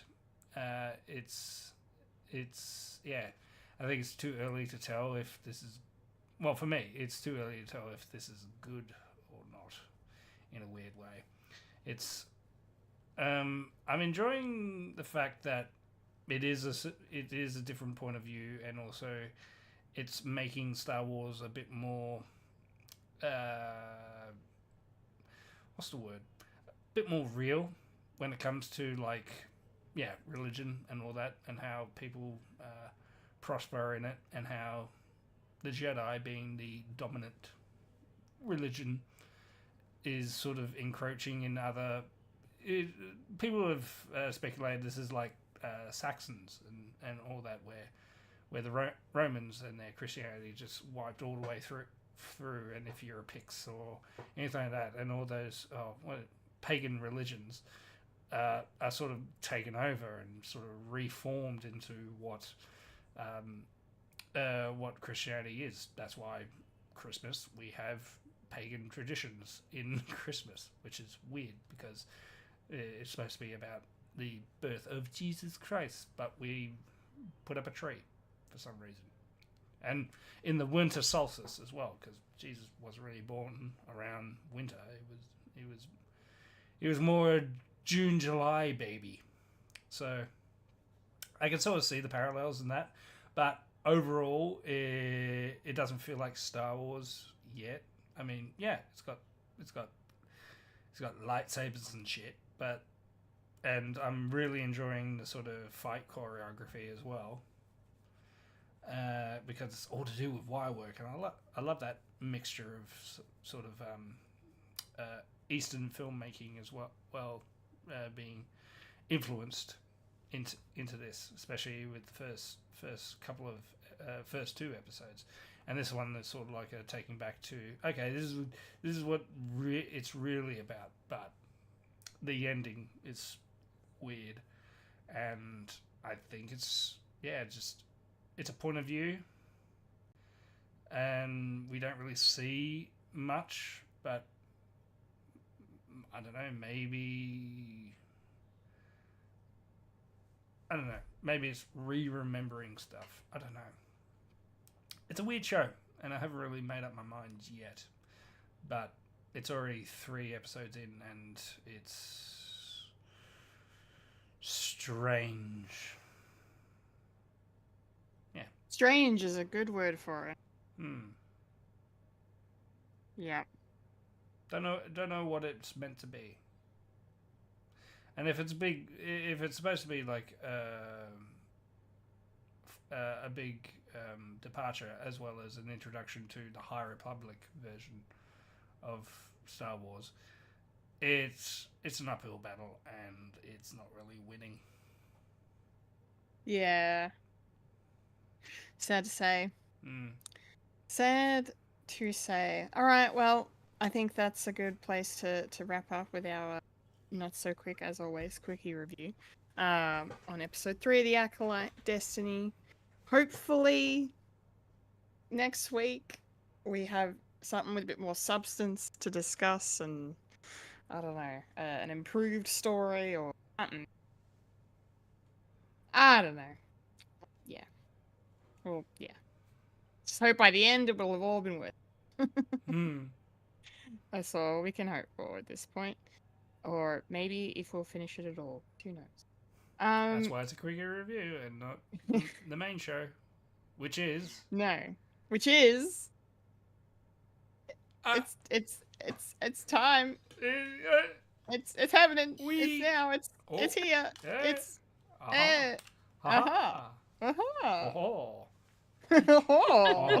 Michael is the TARDIS. I am. have been infused into the TARDIS. You are Goes- S Triad. I am Triad. How dare you? It's talking who? Talking who? We're talking who? Talking Who who? time? Talking Popcorn culture. It's Popcorn Culture, yes. Popcorn Culture time. Russell We T. are Davies here. loves these anagrams. He sure does. We're here to talk about Doctor Who Series 1, Episode 7. Yay! The Legend of Ruby Sunday. Mm-hmm. The penultimate episode of Ncuti Gatwa's first season as the Doctor. We're Yeah. almost done already. This is... Can't believe it. I know. It's too soon. It's Short gone very season. quick. Yeah. Very short season, yes. That's the way the Disney crumbled. Yes, so overall thoughts. I really liked this episode. I thought it was a lot of fun. It was very well paced.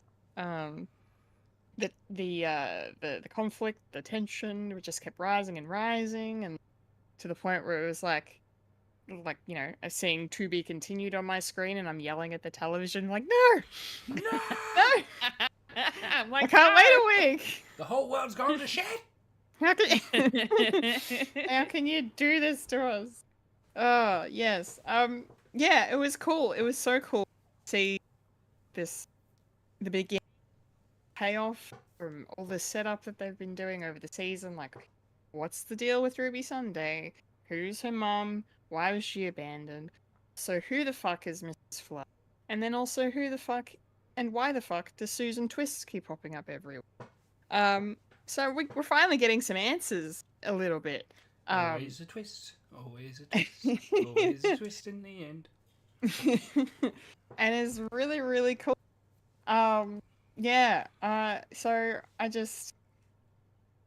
gotta, you know, take one for the team here and say I was wrong about Susan Twist being not a bad guy. I was like, I'm sure it's plaything, you know, nothing. Neck minute, she's fucking looking absolutely terrifying. She's not. She technically she's not the bad guy. She's just been possessed by one. She's been set up Yeah. to be Okay, well that's red herring. well maybe we'll get into that later then, because I have questions. I have questions about it. But anyway, she's basically the bad guy.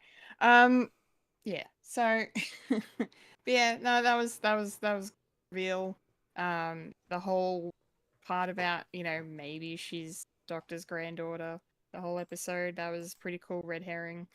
And executed very well. The stuff in the time window was awesome. Probably one of the most like kind of tense scenes of the whole episode. Like, it was just very, very cool the way it was done. Visually, this whole episode was just great. Yeah, I liked what they did with a lot of the visuals here. The special effects they had and some of the practical makeup and all of this, and yeah, and it's just good to be back at Unit HQ. You know, I like seeing Kate Stewart. She's great. She was awesome in this episode as always. So that's a good time. And meeting some new members of the team. Yeah, so there's just I don't really have any criticism getting in discussing this with you guys. Fulya, what did you think of the episode overall? Yeah, overall, this was there's a lot of tension and just tension building and drama and you know, there wasn't as much as the usual comedic relief as there has been throughout the season. This particular episode just delves right into, you know, Ruby's past immediately, essentially, and the fact that we need to also solve the mystery of this Susan Twist. So like the two mysterious ladies that need to solve their mysteries of.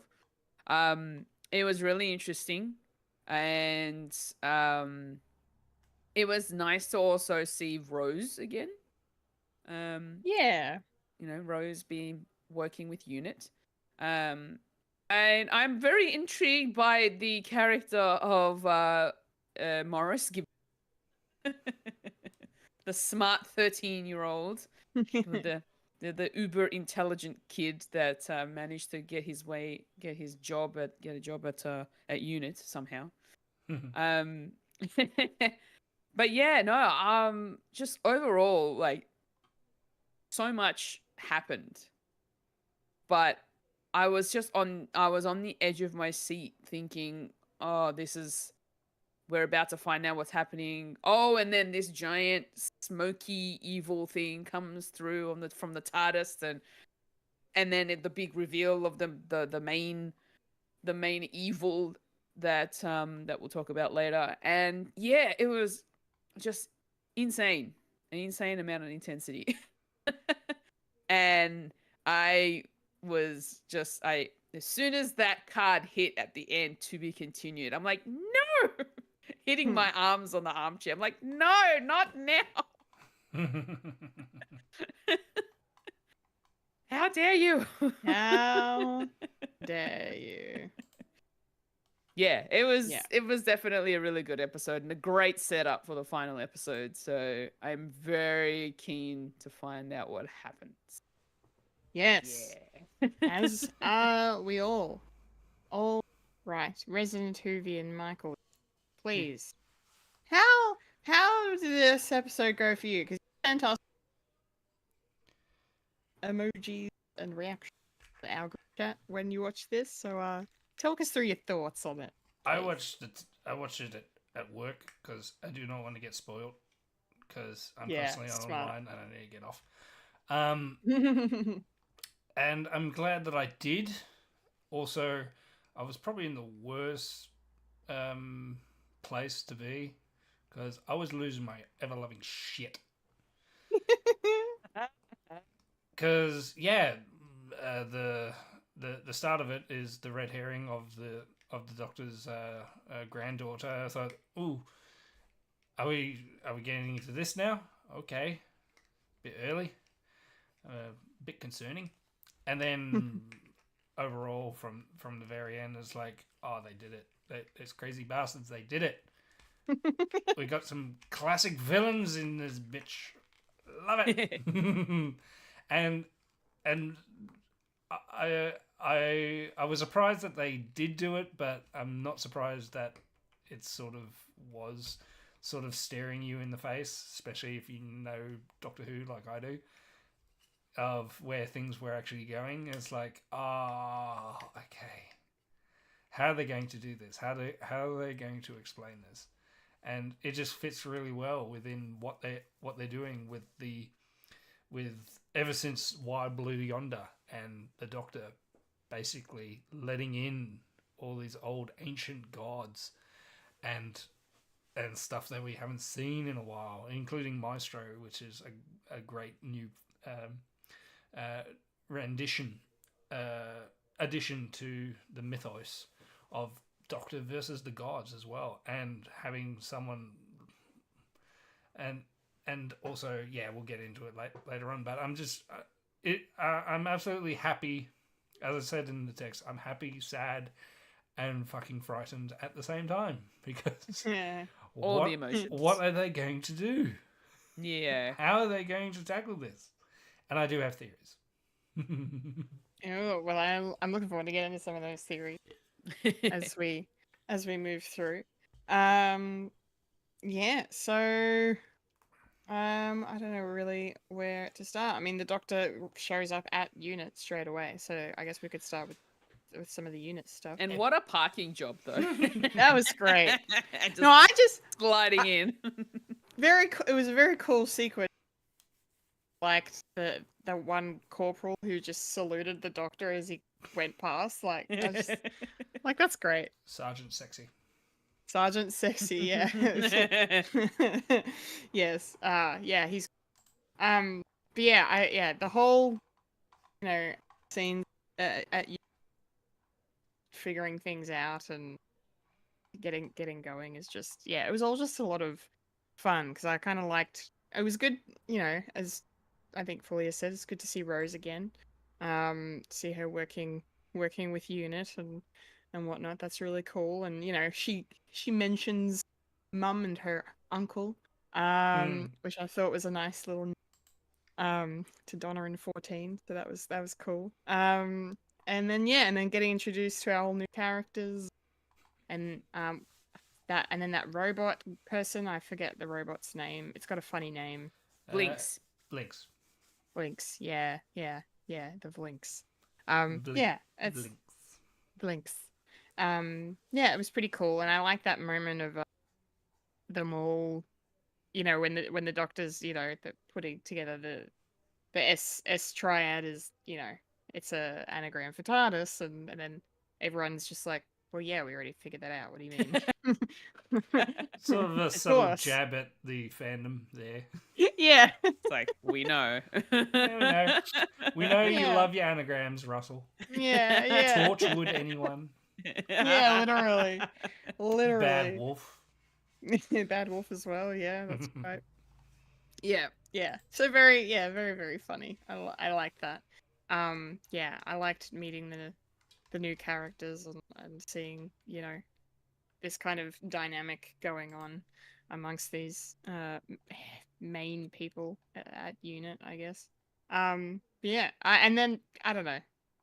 Yeah, and then just seeing I liked actually the Doctor introducing Ruby to everybody, and then I had to have a moment of like, oh yeah, she hasn't met Kate Stewart yet, because that technically didn't happen, but it also kind of did happen. The 73 Yards episode, like they met in that episode, and did they? Did they really? Yeah, but then maybe they didn't, because then they were introduced here, and oh wait, no, technically, yeah, because to her it was the future. So in that episode, it was a future that hasn't happened. Yeah. And probably will never happen. So yeah, I'm probably there's going to be echoes of what happened. Yeah, there might be. Yeah. So all in all, it's a non-story. It's just a fun adventure. Mm-hmm. Yeah, a fun and thinky and terrifying and interesting adventure. What was I going to say? I know. I just really like the Doctor introducing Ruby to everyone, and then being introduced himself to the people he doesn't know, and immediately introduce Ruby. It was all really cool. I liked all the Unit stuff in this episode. I'm a big fan. Fulia, what did you think about the way this episode kicked off? It was really sweet, and it was nice, sort of like a reunion for the Doctor with Kate and the Unit team. And yeah, like I said, it was nice to see Rose pop in again, and now that she's working there, or they're working there, and like the way that the TARDIS just slid into the into the office, just like, yep, and this is how we park it. And because they knew that he was on the way, they were like, all right, make sure those doors are open so it doesn't crash through. Which is really cool. And then the whole part of them introducing each other was really nice, and that, I think that was probably the only real humor or sort of comedic relief that we really got for just at the beginning, before everything else that happens after the fact. Yeah, everything just like this is the levity of the episode, and then we're going off the rails after this, so just buckle up. Yes, pretty much. Yeah. Mike, any thoughts on the opening? Just basically a recap of who's there and who isn't there. Hold on, one particular person that's not there. The original, well, not the original, but the previous science officer, who name escapes. Hold on.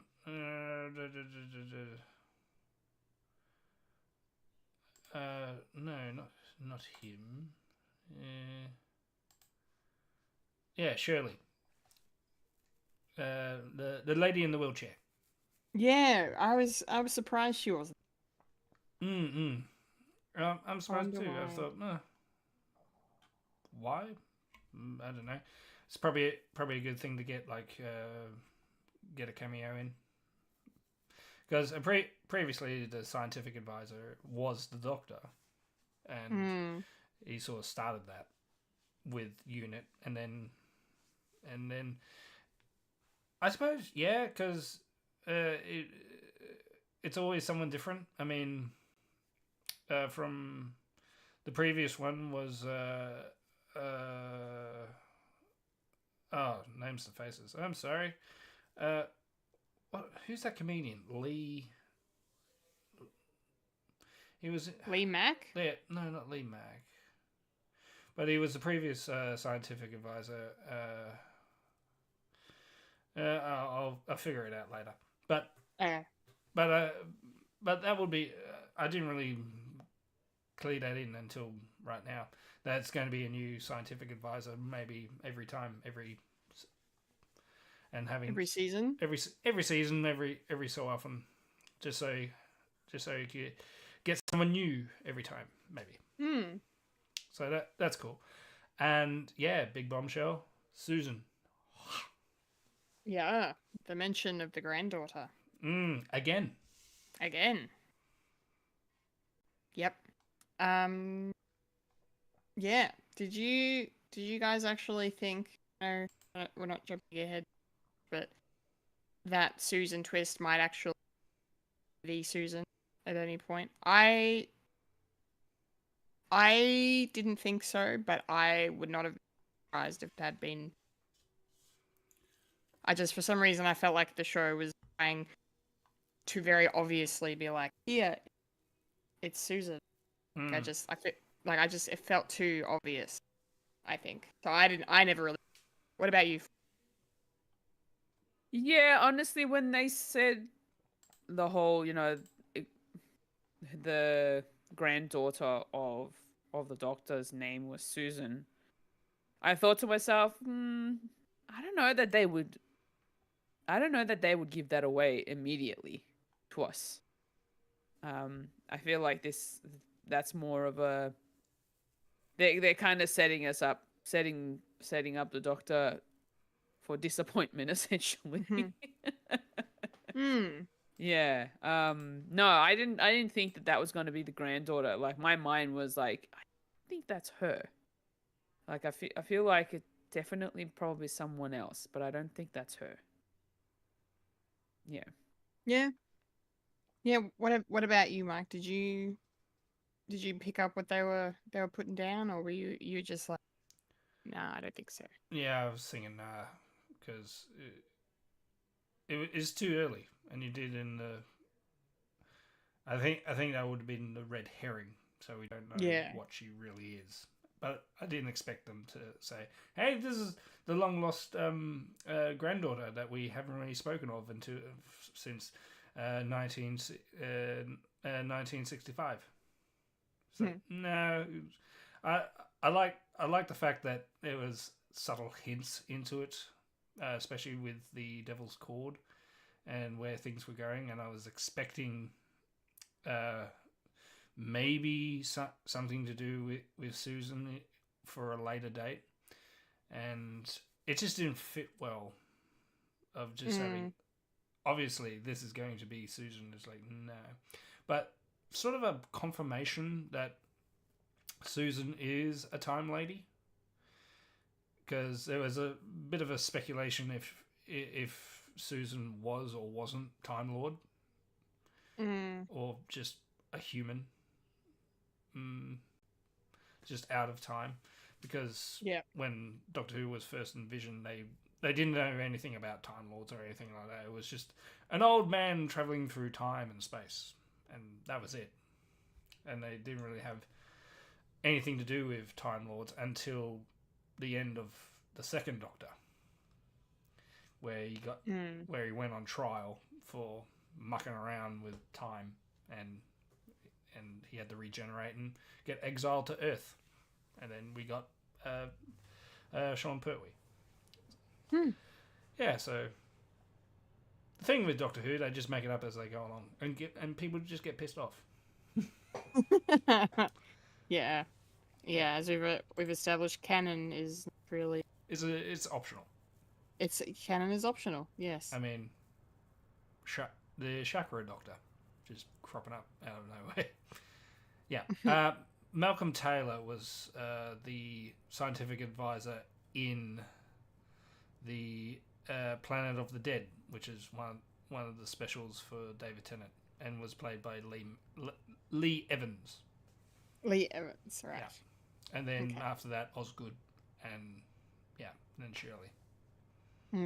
So change every so often. Yeah. Yeah. Yes. Okay. Nice. Cool. Let's talk about the time window scene. Yes. Yes. The quasi sort of holodeck for. Yes.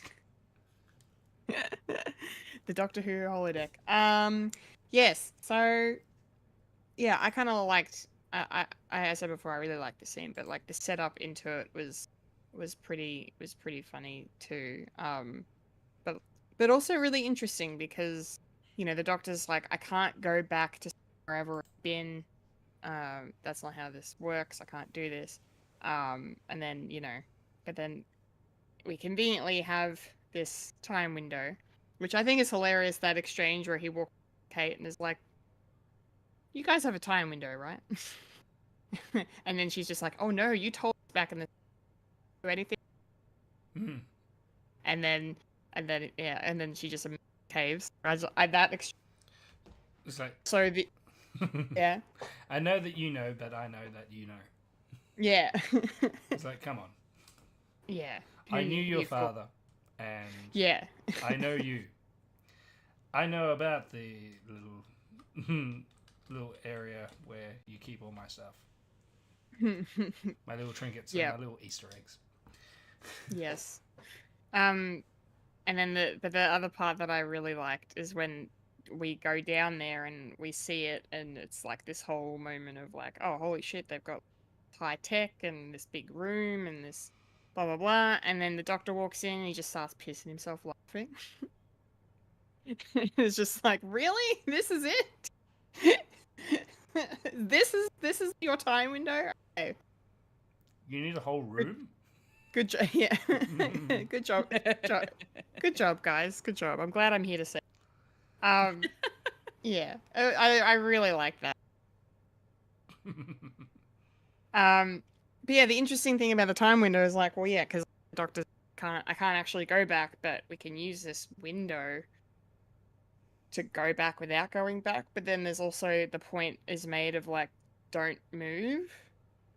So it kind of is implied that if you were to do something while the time window is active, you could still affect things, but just being there isn't going to affect things enough to ruin shit and create paradoxes and blah blah blah. So I found that was kind of interesting, as well. But no, this was just a really cool scene, like the way it played out, the way the visual, right, the way it was paced.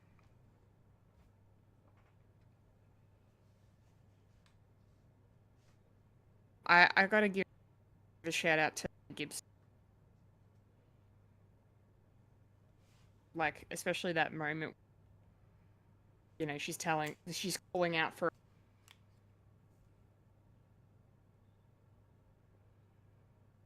the way her breaks, just kind of right in the feels. Yeah,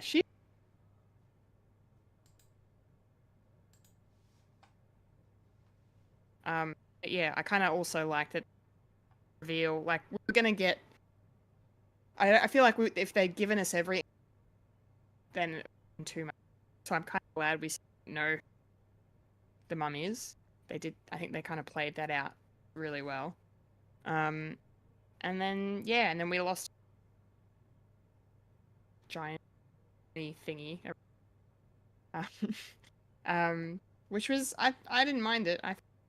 That whole that whole thing was fine. We're just like everyone freaking out. Present.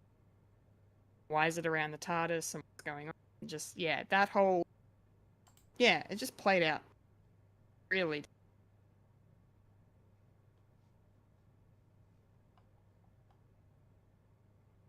Julia, what did you think of it? This whole the whole room thing, what do they call it? The time window. Time window. It was interesting concept. The fact that half this space was dedicated to the time window, and the fact that they could feed in an old school TV and VCR, put a VHS tape into it, and then be able to bring it up as like a 3D space, like almost as if it was VR without the VR, essentially. Stark Tech. Yeah. So that was actually kind of cool. The one thing I will say though is when they go through the glass doors to get out into the space, and then they close the glass door and they go to seal it in quotation marks. They're just glass doors. Where's the seal? Glass can seal. They don't.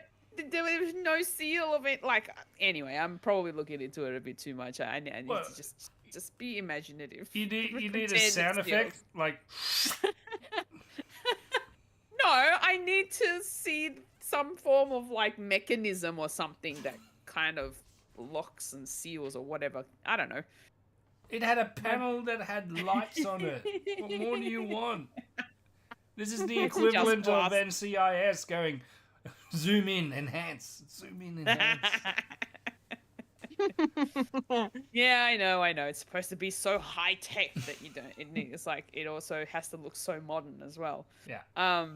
But yeah, no, like it's an interesting sort of concept where they can actually just step into this space and see what was happening in that moment on the CCTV footage. And the thing that also kind of blew my mind a little bit was when the soldier that was in there with them ends up walking behind the TARDIS within that space. It's like, wait, but how is the TARDIS there? And how is he able to walk behind an image? Like how? I don't know. It's just kind of made my brain. It just broke my brain a little bit. Yeah, that's fair. I'm like, this is supposed to be an image. How is he able to walk behind it? I think it's like a 3D projection of 3D image. This. Yeah, so I feel like it's creating an environment based off an image that has objects in it that you can interact and move. Okay. That's how I interpreted it. Yeah. I mean, you know how those make light sense. shows that spray water to make it so the light can bounce off that and be a bit more physical. Yeah. I'm expecting something like that. Okay. All right. It did break my brain a little bit. I'm not gonna lie. Oh yeah, it's all made up. Yeah. It's all made up. It's all made up. I know. What are you talking about? It's real. It's real to me. Yeah. The whole. But the thing was that even though the doctor mentioned that nobody should move while the thing was active, and yet he decides to contradict himself and allows the soldier to move. Yeah, that's part of what I didn't understand either. It's like what I do you get mean? that he didn't want. I feel maybe it was more to the fact that he didn't want Ruby to do anything. Yeah. And because she's too powerful, and if she interacts with anything, very emotional too. Oh so I feel like the high emotions probably would have played a part in that as well. Yeah, you're witnessing your mother give up on you. Yeah. Oh yeah. Yeah, essentially. But yeah, it's just that contradictory sort of moment where the doctor was like, no one should move within this while this is active, because it'll alter it might alter what happened in the past, But we don't know. but we don't know if it does. And yet, Red shirt, move over when there. the soldier decides to or suggests to have a look to see if they can see something behind the TARDIS or whatever. And then the doctor's like, yeah, just do it. But then Kate's like, you just said no one should move. She's like, just throw me a bone here. And I'm like, no, what are you doing? Yeah. The whole idea of this time, what was it again? Time window. Time window, thank you. This time window room, essentially, is, it's very interesting. It looks and seems to be very complex, and I'm still trying to understand how it works, even though I really don't need to. But yeah, it was interesting. Yes. Mike, what did you make of all the time window stuff? I liked it. Yeah, with the caveat of not going back in time to witness anything, which makes sense because that's been established, where the Doctor can't go back on his own time, but he has broken that before, and he's broken time and doesn't want to do that. I really enjoyed the fact that this spectacle scene is something that we haven't really seen before, and it just looks great.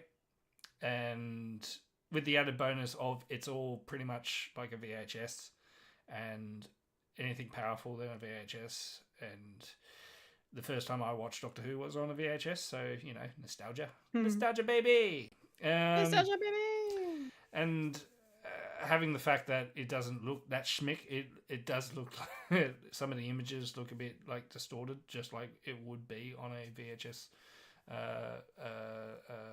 image, where everything is like sort of physical but not, and even the hooded figure that is quote unquote Ruby's mum, maybe, don't know, and like being there, and she's sort of distorted, or him, don't know, still up in the air about that, and and how it focus on with, we're not sure about this technology, we're not sure if you're just a observer, which sort of makes sense if when Kate Stewart says, well, we saw the writing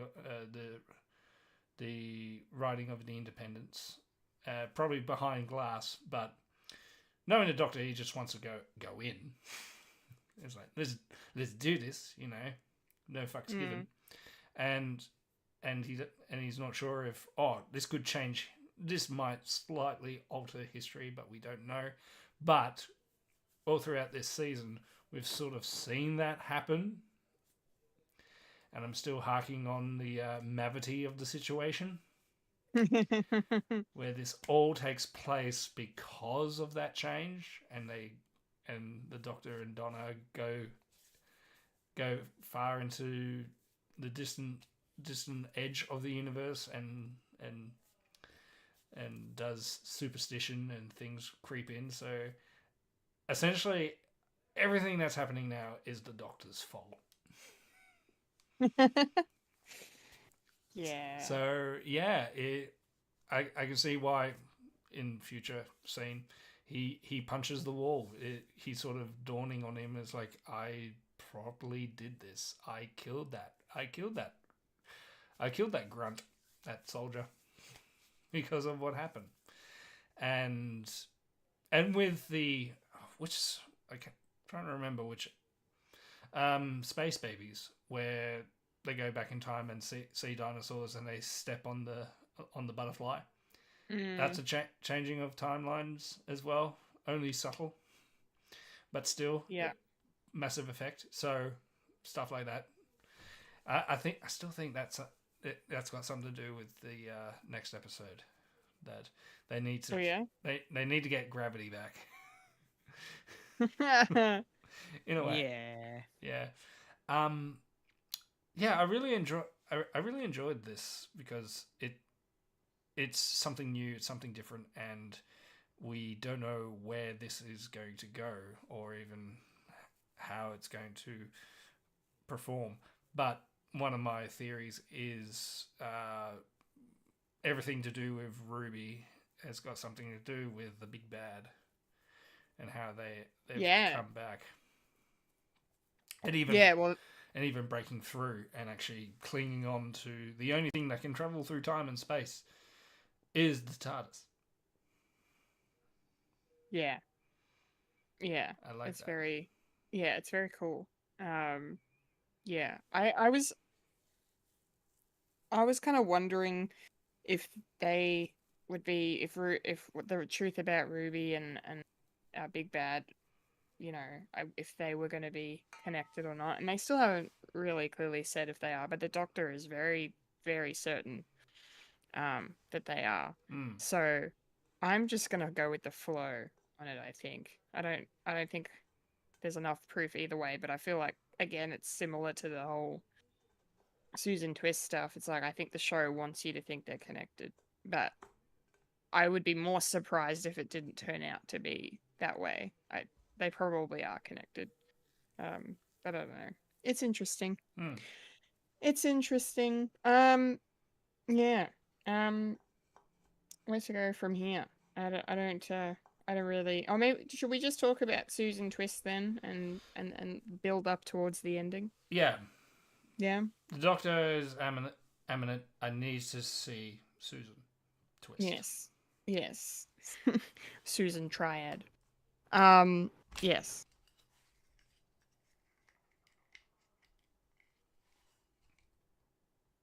Oh, touch it. Yeah. Then really liked that scene. And immediately like, wrong about you. Okay, you're.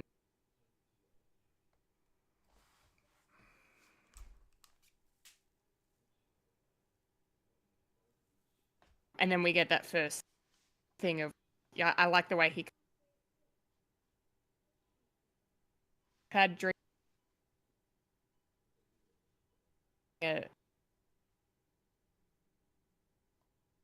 Phrase it. It's very cool. I have questions.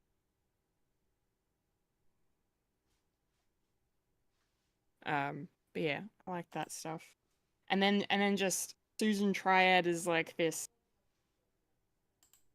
Steve Jobs, Elon character. Save everyone. Her gift to the world. Free tech. But they never say what it is. Yeah, I like it, and I just the fact that every week we get to see what kind of an actress Susan Twist is, and the fact that she just does something. She doesn't have much to do, but what she does with what she has is really cool and just different enough. And this time around, it was just like, I don't know, I really believed her as, super smart, wealthy person. I thought it was pretty cool, and it was cool to see what was her name? Mel? Yeah, Melanie Bush. Yes, she's cool. I like Mel. And the fact that they put her undercover to figure out what's going on, which is pretty. Gave us some really nice scenes between Mel and the Doctor. Which is cool. Fulya, do you have anything to add to any of that? As we twist the reveal. Yeah, I don't know. It was just Susan Twist was the character that we all had to keep an eye on throughout the season, and then we get to this point and we find out that she is, you know, probably like the carrier of this sentient being. It's maybe, I don't know. There's some evil within. Well, okay, well, I hadn't got there yet, but should we just talk? Because I need to ask questions, and they just keep popping. Okay. Should I just ask my questions then? Sure. So you think she's carrying this? Like, I feel I- she's being possessed by something. Yeah. Because but I couldn't understand though then, because you've got Sutek, right? We've got our big bad, giant fucking Egyptian looking deity thing. Looks really cool. And then we have Susan Twist's character, who's just, looks fucking great in that makeup and stuff. But then we also have a harbinger, right? And they established earlier that, there's the god, and then they have a harbinger, someone who kind of brings them in. But in this case, I guess, I don't know, is either Sutek just powerful enough that he has multiple harbingers, or Susan Twist's character that she just keeps popping up everywhere? Is she just Sutek the whole fucking time? Like, is she also Sutek? Like, that's what I couldn't. What is Tech that? What the fuck she is? Because it seemed like she is also Sutek to me. That's how because she looks different to the harbinger.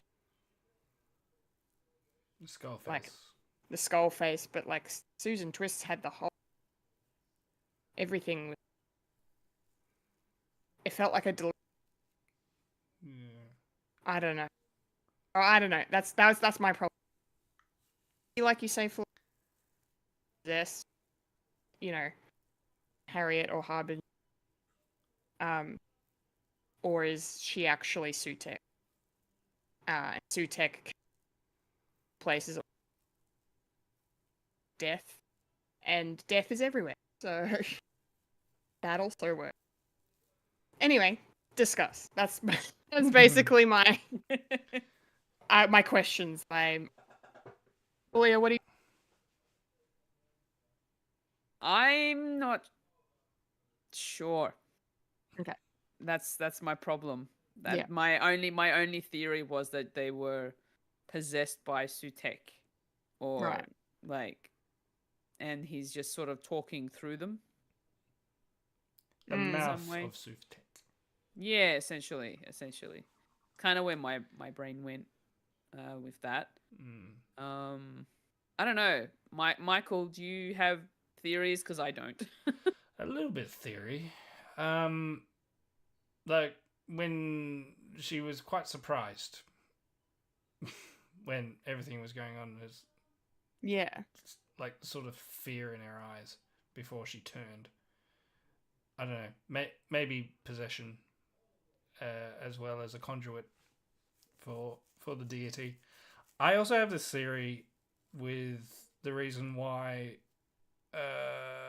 she was being seen all throughout time and space only by the Doctor is because they needed the Doctor's TARDIS to get Sutek to get out of his tomb, because he's been waiting a while.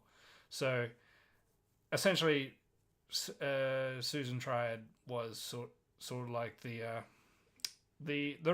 white rabbit, as it were, to fall down that rabbit hole, and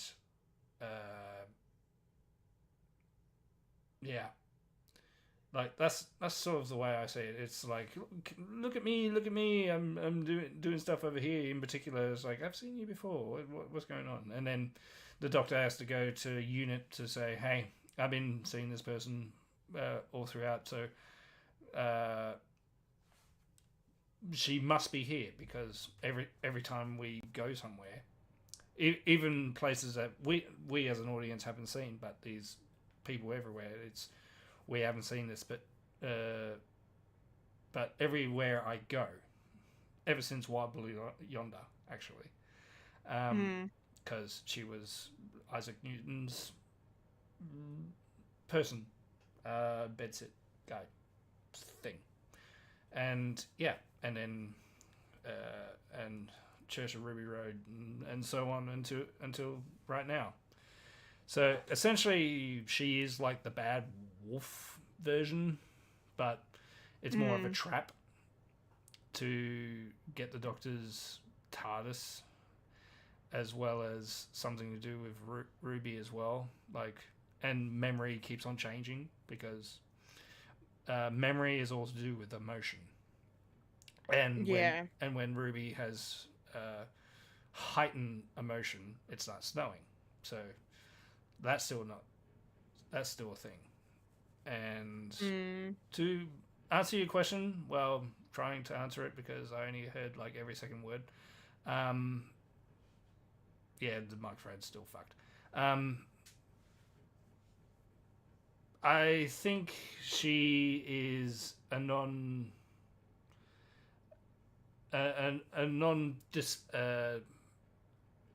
what's the word?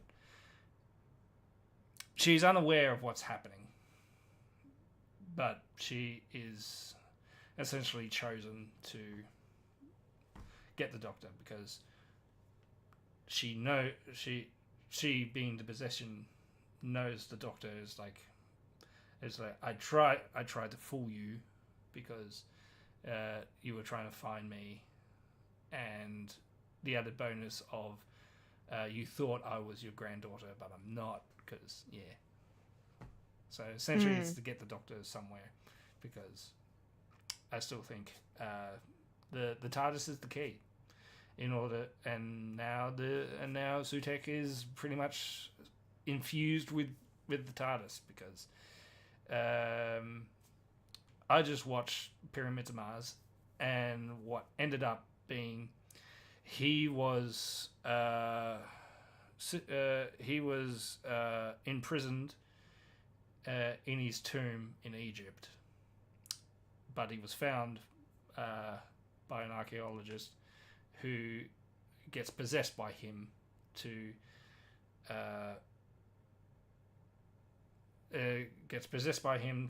go to get him free by blowing up the Eye of Horus that is in a pyramid on Mars. So in order to destroy that, then Sutekh is free, and then he can go, and then he can travel from Egypt to, I don't know why, but the UK for reasons, budgetary reasons. I mean, there was only like 3 sets in that episode because, it's done on cheap. But he got stuck in the time tunnel where the Doctor made the time tunnel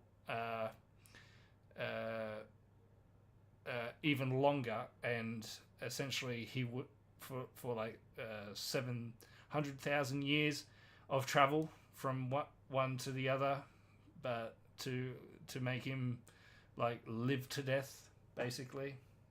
But obviously it didn't work. He got out of the void, he got into the void, and then he's trying to escape, and this is probably the only way is through the TARDIS. So no, makes sense. That's my theory. So Susan is an innocent bystander in the whole thing, I feel. Okay, so maybe my original theory of bad guy. She turns into a bad guy. Yeah. But I could be wrong. I mean, we've still got one more episode. We do. Shall we talk about Sutekh then? Yes, let's talk about Sutekh. Sutekh? Yeah, Sutekh. Susan's technology. Susan's technology. I love I love that kind of, you know, like that moment of the Doctor going, it was the wrong anagram. Like that Yeah, was they were looking at the wrong word to put reorganize. together. I thought Yeah. that was really cool. That moment of, oh no, you're on the right track, but down the Yeah. is very, very, very clever. I like the writing on. Yeah, and then the reveal about, you know, kind of that moment of everything's, you know, you've got the TARDIS in the, you know, the main room, the business room, fucking Ruby down in the time window dealing with all of that, and then you've got the Yeah, Doctor and Mel on set. The Doctor told Ruby to go in. Yeah, to go down to the time So window. he knows Yeah. something. He knows something, and I love that offhand comment too of like, you know, when the Doctor tells her to go down, and then she kind of questions it, and then Kate Stewart's just like, no, he said you go. Like you don't question that shit. I just thought that was really cool. This is my first rodeo. Yeah, I've been here before. I know how to. Yeah. So that was just, the way that, I kind of like these finale. There's just the stakes just seem that much higher because this thing is attacking them from all different sides. It feels, and I kind of like that. And as a character that I've never classic, like I'm really excited to connect to Ruby and what it's gonna mean for the Doctor going forward as well. Yeah, and the way it was all played off with like the feeling themselves and then fighting ominous. And yeah, and then how that then translates speech on the teleprompter. It just kept going. Yeah, and then the tech is hear that. It was really epic. Yeah, yeah. I'm here for that. It's kind of scary, but in a real and very harrowing. The Doctor, like, he's not weak. So yeah. I thought it all kind of came together with that reveal of what the fuck kind of what the fuck has been going. So yeah. Fulya, what did you think of it?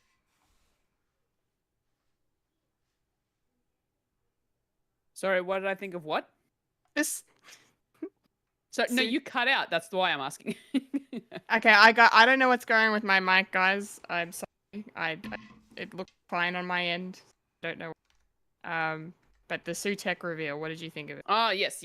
So the Sutek reveal, honestly, I wasn't really expecting it, to be honest. I didn't think that it was going to be some god of sorts that was going to come down on him, but it was interesting. It just means that, like, I think it's just more of a, like, there's that whole smoky sort of thing that was hovering around the TARDIS was the one thing that was worrying me. And I was just wondering what it was going to end up becoming, essentially.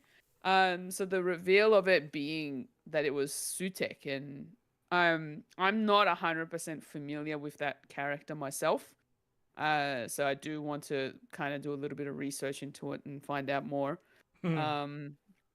But yeah, it's just like this massive kind of like hound, almost like, is it Anubis? Is that also the dog-like god, the Egyptian god? They're related, but yeah, Anubis. Yeah, but I have done like a crash course into Egyptology today. Yeah, okay. Essentially, the animal is unknown, it's sort of a mixture of like jackal, hyena, dog, donkey, because of the ears. Some have speculated it's a animal that predates like extinction scholars. So it's a creature that we have no knowledge of. So even more scary. Yeah. And all we have is hieroglyphics of what they look like. And a lot of screwed up stuff in with Egyptian gods. Yeah, more gung ho than Greek and that. A lot of semen. Okay. Yeah, it's weird. So essentially it's based on real Egypt mythology, but instead of it being like what we know, it's all to do with space. It's ancient aliens coming down and humans having a look is like, oh, they're gods, but it's that mythos of aliens built the pyramids. But it's true. It's all true. Yeah, it's think of Stargate. You know, that's similar sort of vibe. But Egyptian gods are actually aliens. yeah, but predated Stargate. Yes. Like, Yes. when did Stargate come out? It was like 90s. It was when the movie came out, 94. Yeah, there you go. So at least 30 years, Yeah. give or take. Give or take. Yes. Yeah. Well, anything else we missed? We need to unpack before we get on out of here. Yeah. Props for Gabriel Wolf, who did the voice for Sutek. Coming back after almost 50 years. Because he was the original voice for Sutek in the original show. Yeah. He's it's 91. crazy. And Wow. interesting thing, he has come back to do New Who before. Okay. Because Sutek is essentially the devil within Egyptology. He also played the voice of the Beast in The Beast. Yes. And The Pit. That was his voice too. Yeah, that's cool. Connections. Connections. It's all connected. Don't turn around. That guy. Yeah. Is an epic voice. Yeah. So that's pretty sweet. And he's coming back That's very for cool. next week as well. But nice. how will they defeat a god? How indeed. With another god, I reckon. Oh yeah? Yeah. If we're going by Egypt mythos, Horus is probably coming back. Very cool. Yeah. The light bringer. Nice. Or another way, the sun. Yeah, okay, that makes sense. So sunlight day. Sunday. Sunday. Ruby. Ruby Sunday. Oh! Oh, Oh my god. Oh no. I could be wrong. No, that's cool. So, That's cool. Yeah, so I also had this really weird theory as well, that Ruby is her own mum. And she is an Ouroboros. Hmm. And then I've been thinking, nah, this is Red Dwarf all over again.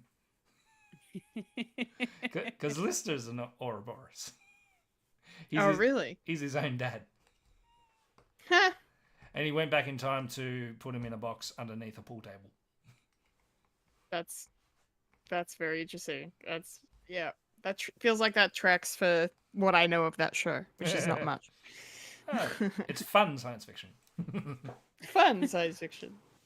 Can I Love that. just also mention the immediate turn from Mrs. Flood? Oh yeah, Mrs. Flood. Oh, that was great. Yeah. Oh, she creeped me out as soon as that, because I'm like, there's something up with her. As soon as they leave, she's gonna be like, I'm not gonna help you, kind of like situation. She didn't say And that. then- She just didn't offer a cup of tea. Yeah, but it was also like it's almost like she was for Sutek humming along, essentially. Foreshadowing. I don't know. Yeah. Yeah. She knew. She knows what a TARDIS is. She knows what a TARDIS is. She can feel the storm is coming. She could be Horus. Yeah. Yeah. Got to keep an She eye on is a that Mrs. god. Flood. I reckon she is a god. The oncoming flood. Yeah. Yeah. True. The name. Yeah. The oncoming flood. Nice. There's a lot of irons in those fires. Also, I will mention, there was a, dare I say, not many have picked it up, but I did. When Ruby was running into the time window again, there was a sting in the music, and it reminded me, and it probably is, the Masters theme. Oh. It had da da da da da da da da da da da da. Rewatch it again, and it had that, and I was like, Master's coming back. Well, see that's what I'm expecting. I'm expecting the Master to show up. Yeah. But Master can't take on a god. It's weird. Yeah. They're setting something up for next season, I reckon. Yeah. Yeah. They'd have to be. Surely. Must be. Mostly. All right. Yeah, so that's my theory. It's God versus No. God. I think it's a sound theory. Makes a lot of sense. Yeah, and it's all the Doctor's fault. Gonna be the most epic God versus God showdown since the finale of Moon Knight.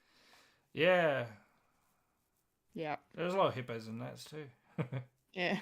Yeah, Sutek Sek, different translations, has got a thing for hippos Yeah. as well. And he marries a Oh, hippo there you in go. the end, according to one version of the story. There's a lot of stories, contradicting stories within Egyptology when it comes to their gods and their stories. Kind of like Doctor Who. Go figure. Choose your own adventure. Choose your own adventure. Yes. Nice. All right, shall we wrap it up there? Yes. Yes, this adventure Yes. has come to an end. Our adventure for today has come to an end. Those are our thoughts on Doctor Who Series 1. The Legend of Ruby Sunday. Hope you guys enjoyed listening to that. That was fun. That was good. And that's it. That's the episode. We're done. We're out of here. It's time to go to bed. And a 1, a 2, a 3. And that was was a a podcast podcast called called Fred. Fred. Remember to follow us on Facebook, Instagram, Twitter for the latest. If you'd like to listen to Fred the Alien, you can find us on SoundCloud, Spotify, or Apple Podcasts. If you'd like to watch Fred the Alien, you can head over to /Fred the Alien Productions. And if you're watching us right now, make sure to hit that like button, subscribe to the channel if you haven't already, and hit the bell icon to be notified of future content just like this. And if you're watching us over on Twitch, make sure to hit the follow button on the way out. Twitch.tv/Fred the Alien Twitch. Woo! I've been a I've been a Fulya and And I've been the Harbinger of Death, Michael Lister. and And you just Just experienced a a podcast podcast called Fred. Transition. Remember to eat beef. Remember, Freddy lives, Loki dies, the Doctor is in, and oh, I don't want it to end next week for Doctor Who. I'm having so much fun until the Christmas special. Yes, until the Christmas special. Yes. Remember to look after yourself and your mental health. Yes. Thank you for watching. Thank you for listening. Laters, Gators. And See